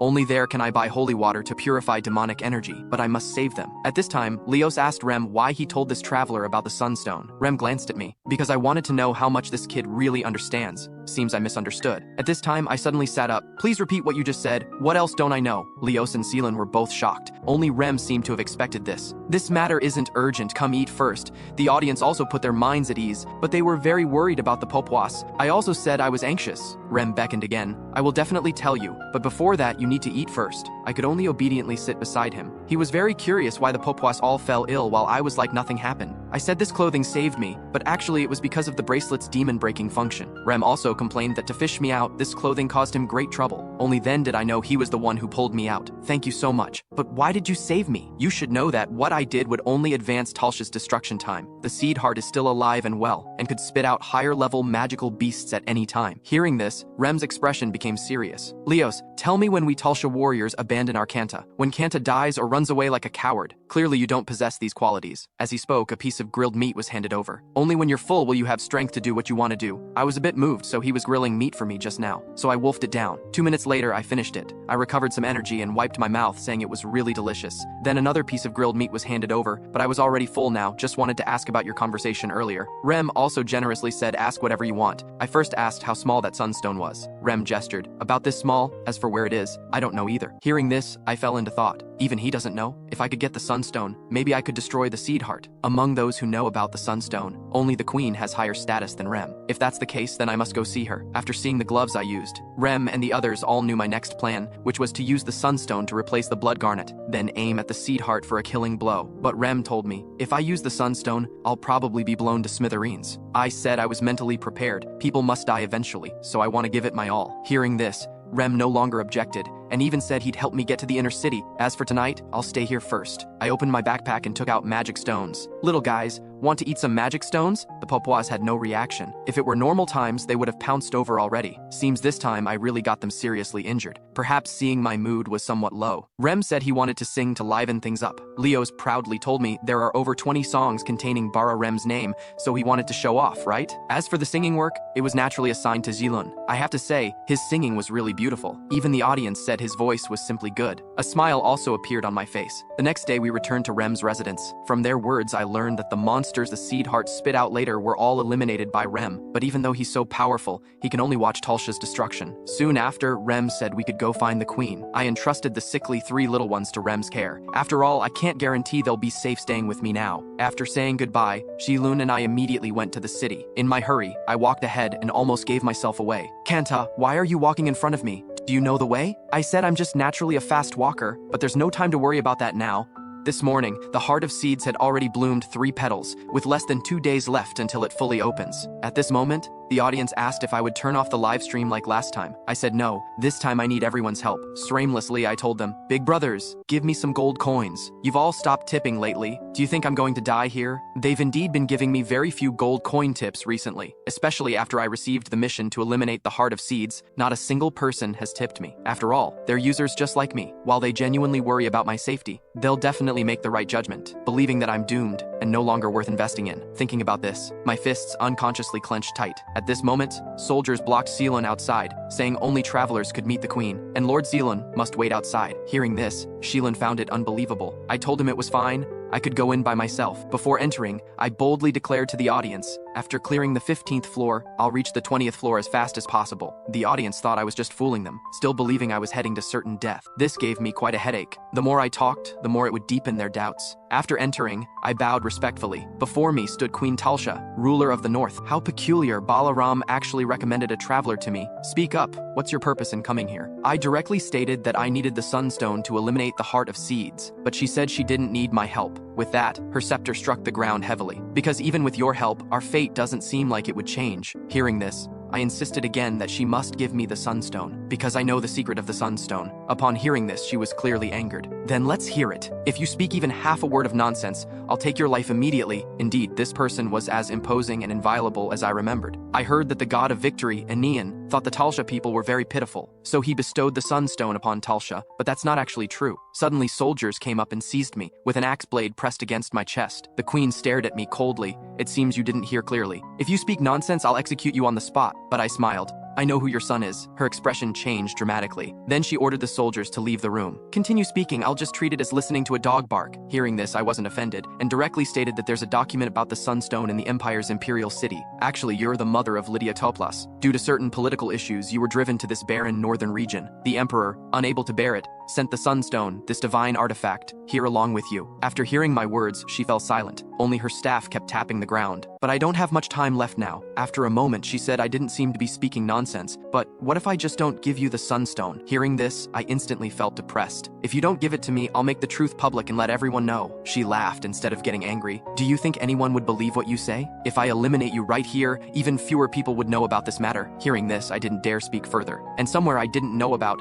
someone was so angry they nearly bit through their back teeth. I said if you kill me, those friends who like me won't let it slide. You know that traveler's live stream, right? She also said she knew that 9 out of 10 travelers get abandoned by their audience and eventually can't even live stream. I think you're that 9 out of 10. Guards, drag him out. I didn't expect her to be so sudden. At this moment, an electronic voice rang out. Ill-mannered bastard. It was the love who tipped 5,000 gold coins to output this electronic voice. The queen was also stunned by this voice. I seized the opportunity. Your information network is extensive. You should quickly understand that I've been live streaming all along. But she asked what that person just said. I relayed that she hoped the great Queen Talsha would show great mercy. Fortunately, electronic voices aren't directly translated. She looked suspicious. That sentence clearly wasn't that long. I explained she used relatively concise wording. Hearing this, she waved for the soldiers to withdraw. At this moment, the love boss output another voice. This person really can talk nonsense. I immediately translated. She wishes you eternal glory in the future. And I was secretly laughing, old woman. Someone's cursing you and you don't even know. Plus, you can't kill me. Then she asked how many people watch my live stream. I answered without hesitation, 2,000 people. If they find users on the 5th floor to confirm the truth of this matter, they'll spread the rumors. She interrupted me. You win. No need to provoke me further. I also know that once this matter spreads, everyone will definitely look at me differently. Come here. I'll tell you where the Sunstone is. Shortly after, I left the palace,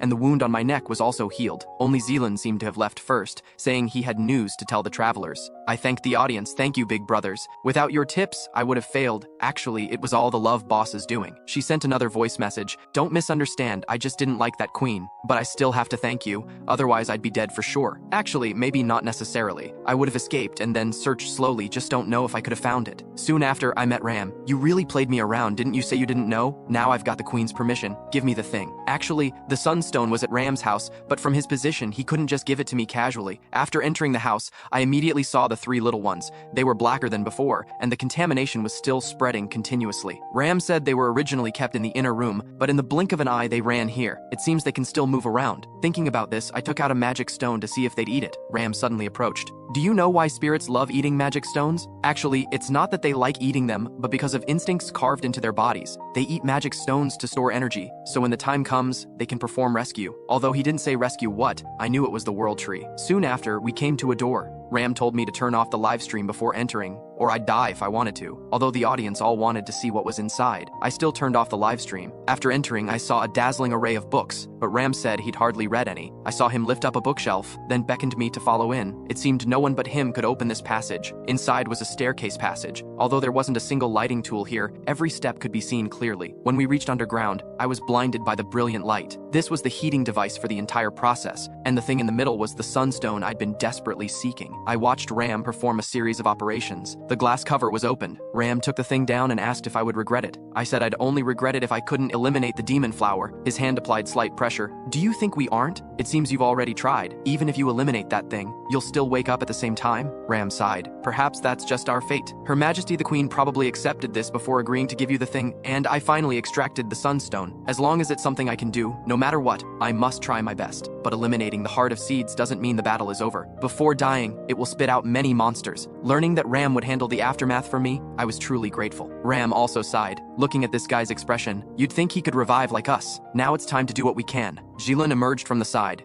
Gather everyone, we're going to war. After receiving the order, Shilun cheerfully walked into the house. He was somewhat concerned about Papuas and the others, but the next moment his expression changed dramatically. Meanwhile, on the other user's side, yesterday the warriors' attitudes were all good, but today they casually assigned them a task, and then this floor was considered cleared. Of course, the rewards were also pitifully small. Then a window popped up in front of them. The trial source has generated a teleportation gate. Although the audience would only curse him, Zhong Junshi still opened his live stream. Following the audience's instructions, he came to the city wall, but being nearsighted, he couldn't see the changes in the Heart of Seeds at all. Little did he know the Heart of Seeds had now bloomed 6 petals. Some audience members told him to run quickly. The surrounding warriors were all busy with something. This made the audience very curious. Zhong Junshi said proudly, "You don't tip me gold coins and bully me all day. I might as well just turn off the live stream." Hearing this, the audience rushed to tip him. Quick, follow them. Humming a tune and pulling his teammate, he walked happily on the city wall. Soon, he saw that the warriors below the city had assembled. Jung Junshi was curious. Is this a war between warriors? Some audience members told him to escape, but others wanted him to stay and watch the show. And he was also someone with heavy curiosity, so he patted his chest and guaranteed he'd risk his life to follow this battle. But you understand, right? So he successfully earned another wave. Then he told the woman to go to the teleportation gate first. Just as they were chattering, a pillar of light rose in the distance, shooting straight to the sky, and in a certain room, a woman stared at the screen lying on a sofa. Suddenly the door was opened. "Big brother, what are you busy with? Why didn't you go to the team gathering?" The woman scratched her belly and responded roughly, "I told you not to call me big brother anymore. What's the point of attending those gatherings? They're all just a bunch of guys who don't plan to leave here and only want to enjoy themselves." Red Hair didn't mind. "The love, big brother. You know this place is much better than Earth." Suddenly a sharp rebuke made Red Hair shut up. "Can you get lost? I'm extremely irritated right now." After Red Hair left, the woman looked worried. "Jin Chuan-xin, you're really a madman." And at this moment I was walking through the snow. To avoid the snowmen, I had no choice but to take a detour. Although I had both the Sunstone and gloves on, I still wasn't completely at ease. Finally reaching the heart of Seed's habitat again, it had now bloomed 6 petals. At this moment, a voice came from the side. "Kanta, you finally arrived. I've been waiting so long I'm tired." I was still wondering how he got here. I saw him lift the bundle in his arms. "I came to bring them to find you." Inside were the 3 sickly little ones. I shouted somewhat angrily, "You clearly know what I came here to do." I didn't want to do this either, but seeing them struggling forward in the cold snow, I couldn't help but want to help them. They seemed to have discovered their master was gone and followed. I reached my hand over. They didn't even have the strength to move. "You should take him back." Hearing this, Papuas and the others shed tears and wrapped me with their fur. I don't know why they're so loyal to me. I hadn't been particularly good to them before, and more often I just used them to climb the tower. I took them over with complex emotions. Shilun also said he was leaving, although he knew he would revive. He didn't want to die too miserably. After he left, I put Papuas and the others in my backpack. Time was of the essence, so I prepared for battle. The Heart of Seeds immediately spat out several black mists. This time the monsters were more numerous and stronger. Using Roton's shoes, I quickly passed through the gaps between them. The Heart of Seeds was right in front of me. As soon as I reached it, I would immediately start attacking. My gloves had already begun charging. A monster blocked my path. I activated the coat's ability, flipped and leaped above the Heart of Seeds. After successfully stabilizing, I continued charging my ultimate move. I had to hurry before the Guardians arrived. Suddenly I felt a coolness on my cheek. Papuas and the others had actually come out. With such frail bodies, why come out now? I saw Lasha smile and call out Papuas to me, as if saying she wanted to fight alongside me. I suddenly felt like crying, but I couldn't relax now. I felt the enormous energy transmitted from the gloves. Blood flowed from my nose and mouth. The Guardians had also arrived behind me, but it was too late, you monsters. With that, a pillar of light shot up to the sky. The surrounding Guardians were swallowed by the light, one by one. Then I found myself in darkness. I thought memories would flash before my eyes like a slideshow before death, but I couldn't see anything now, and my eyes felt like they were being burned. I felt my whole body was on fire,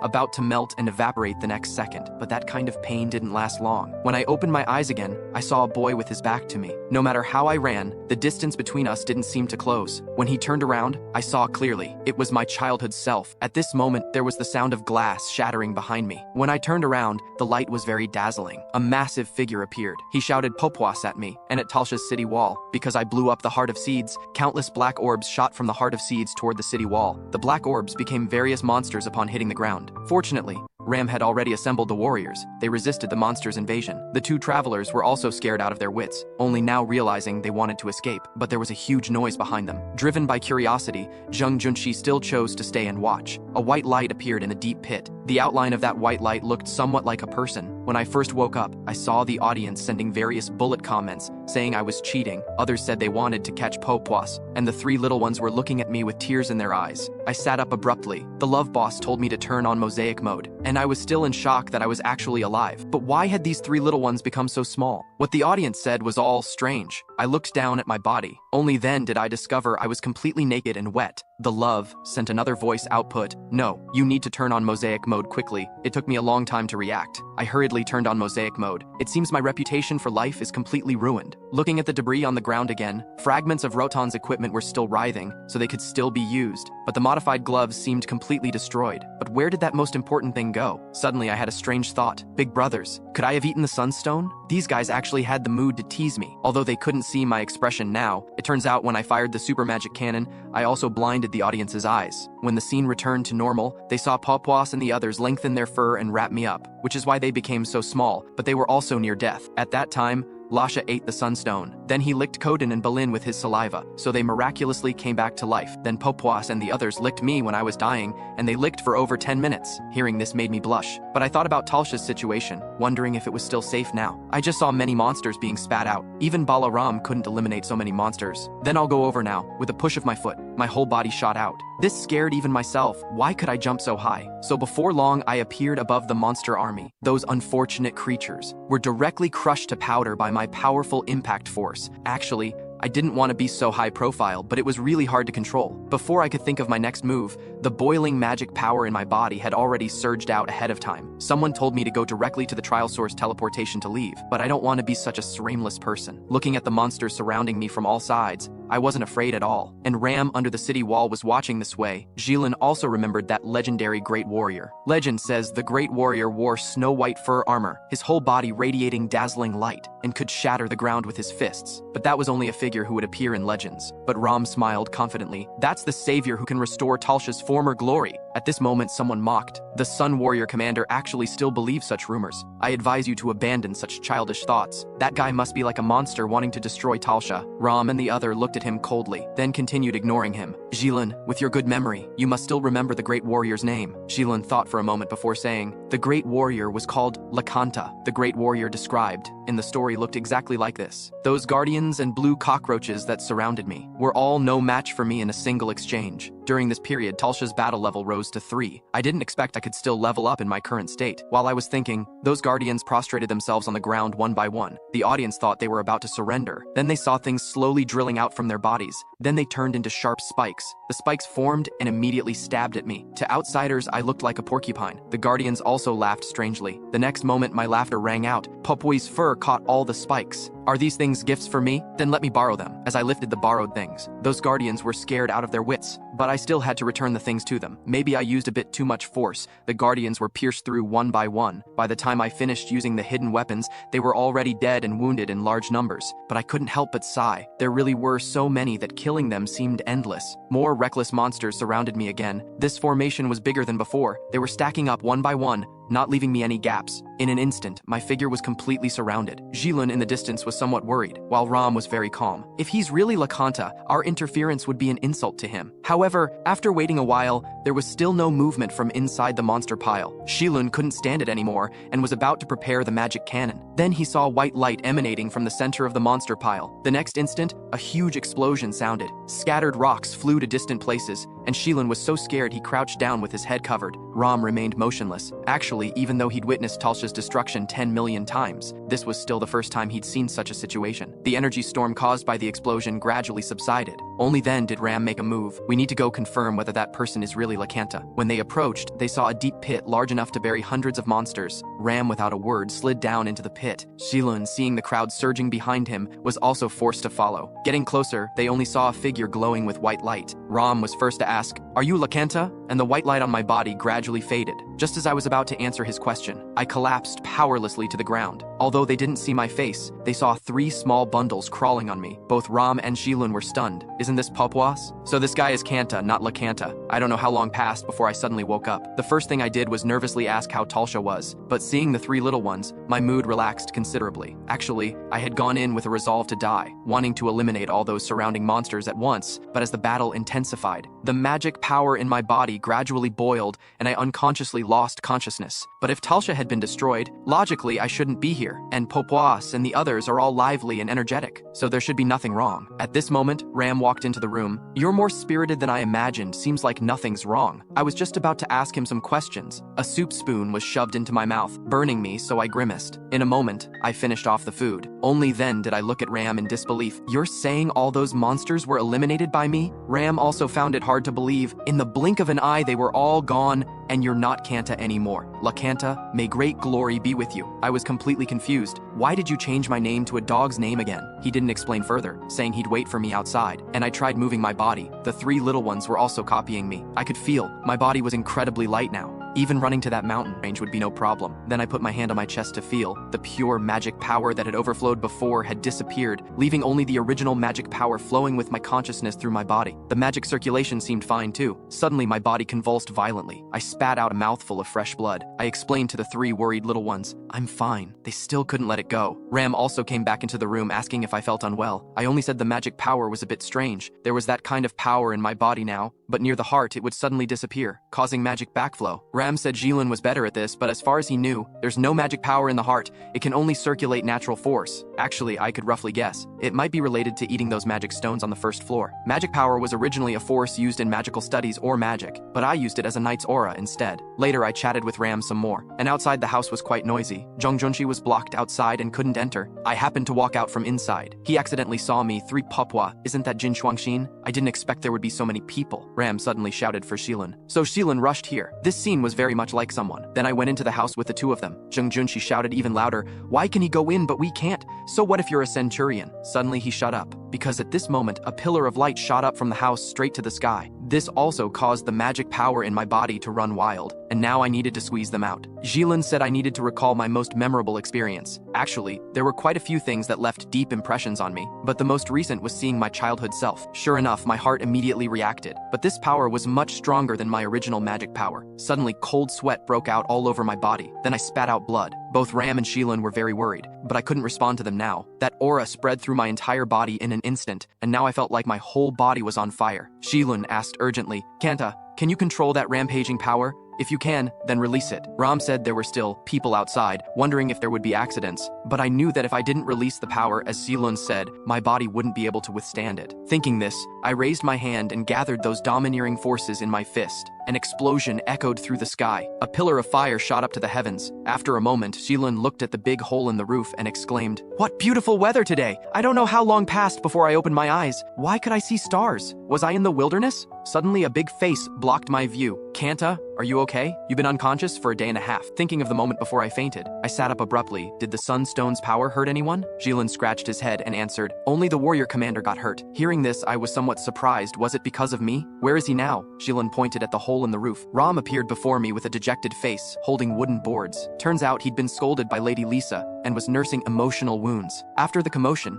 I began thinking about the impact I'd caused. If the administrators noticed me, that would be trouble, and there were still over 10 users lingering outside the house. I originally thought everyone had escaped to the teleportation gate, but I was wrong. Actually, the trial source has a system called the Hall of Fame, which ranks users based on task difficulty and other factors. After the 15th floor closes, the Hall of Fame gives rewards to the top 3 and publishes their usernames. Originally, I planned to use the Hall of Fame to attract a wave of audience, and after they followed me, I could get attention rewards. But now I possessed an unknown power, which made me a thorn in the side of those corrupt vested interest groups in the tower. If they noticed me, both Papuas and I would be in danger. This way, the Hall of Fame would become my death warrant instead. What worried me more was that there might already be such people among my audience. Previously, no matter what tricks the administrators pulled, I was confident I could resolve them. But now it's different. The power in my body isn't stable. The mechanical gloves are broken, and the Rodonto equipment is regenerating. Who knows when it'll recover? If someone wants to play tricks, now is undoubtedly the best time to strike. The audience were also curious, because after I woke up, I just kept rolling around on the bed. Fortunately, Papuas could keep these audience members well. I have to say they're really cute. Suddenly, I wondered if I could train them into combat power. The next moment, I extinguished this thought. After all,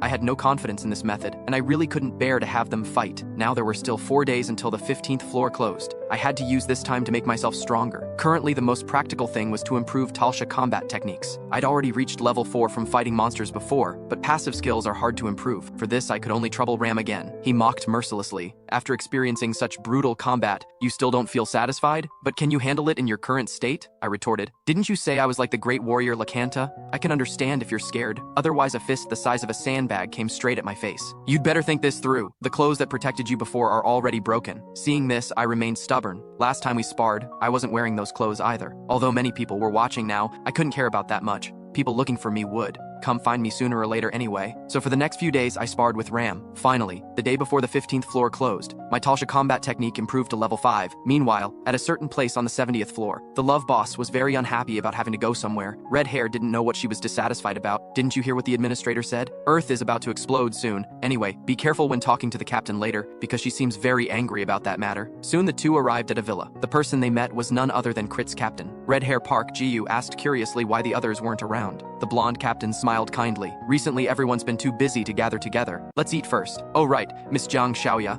I heard you often watch newbie live streams. Jiang Suyun glared at Red Hair. That's right. Is there a problem with that? The blonde captain maintained her smile. There's something I think is very suitable for you to do. Jiang Xiaoya saw her smile and knew her mood wasn't ordinary. Let's hear what it is first. There are changes on the 5th floor. I heard not only did they change emperors, but even the residents' mentality changed. Jiang Xiaoya spread her hands, wanting to decline. The blonde immediately stabbed the table with her dinner knife. Jiang Xiaoya was startled. Are you putting on an act now? Are you finding it troublesome? Jiang Xiaoya forced herself to stay calm. What exactly do you want me to do? The blonde captain revealed a sinister smile. If this matter really is a user's doing, then you find a way to eliminate that person. On the last night in Talsha, Papuas and the others ate their fill with open stomachs. It seems the magic stones Shilun sent over were of good quality. Since I was leaving tomorrow morning, I should confirm the rewards now. Generally speaking, with administrator interference, the rewards are very generous. What worried me were those guys targeting me. If I live streamed, it would only reveal more intelligence, but not turning off the live stream would leave them with the impression that I was very vigilant. After thinking for a moment, I decided to make it public. A large gift box appeared out of thin air. The first reward was indeed 5,000 gold coins again. Next was a subspace backpack with a 500 kilograms weight limit. Finally,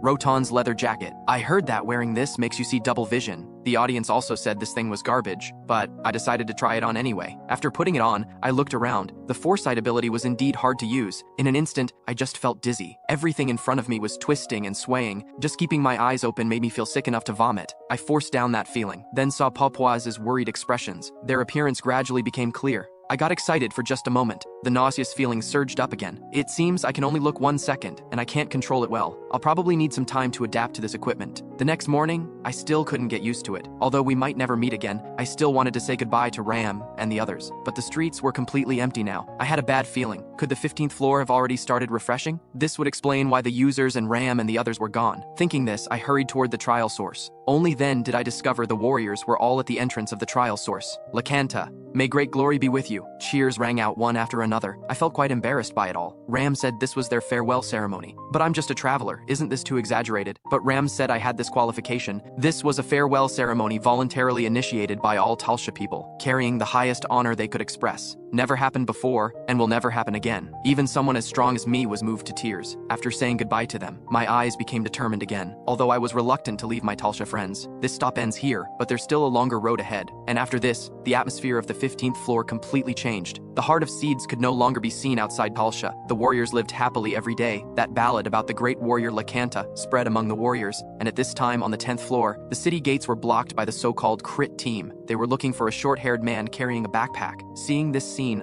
I also realized my name had spread to higher floors. This was all because of the Hall of Fame rankings, which exposed my identity at once. So I secretly ran to the 16th floor. This was a large-scale trial requiring 30 people to cooperate. Even if someone was targeting me, they wouldn't dare act rashly. The audience saw me being isolated and got anxious. I signaled them to stay calm. Someone should come soon. Sure enough, before long, a message about a user entering rang out. A bearded uncle was somewhat puzzled, clearly still missing one person. How did we get in? After seeing me, he planned to come chat. Why is this guy covering his face? Could he be a fugitive? Although thinking this, he still stepped forward. Can you tell me what your situation is? To this, I just apologized. Hearing this, he directly drew his sword. That attitude is a bit troubling. I calmly said I could understand, but I really couldn't say. The bearded uncle softened his tone. Let's talk slowly from the beginning. I'm Li Wanyi, and I boldly declared my name was Jin Chuan-xin. Then, the trial began. The stone statue behind me suddenly came to life. Li Wanyi shouted a warning. Watch your back! But in the next instant, the statue crumbled into pieces. Li Wanyi was stunned, speechless. Others, hearing the commotion, also looked this way, but only a pile of rubble remained at the scene. I had already walked deep into the trial grounds. To successfully execute my plan, I needed to clear this quickly. No time to deal with them. The audience cursed me as Huang Labu, which is the fusion of Emperor Lakanta and Papuas. Soon after, I walked up to a stone statue holding a stone barrel. I stared at it for a while, then stomped my feet. The statue's 3 eyes suddenly snapped open. The liquid in the stone barrel was bubbling. In the next moment, I was locked in its viper-like deadly stare.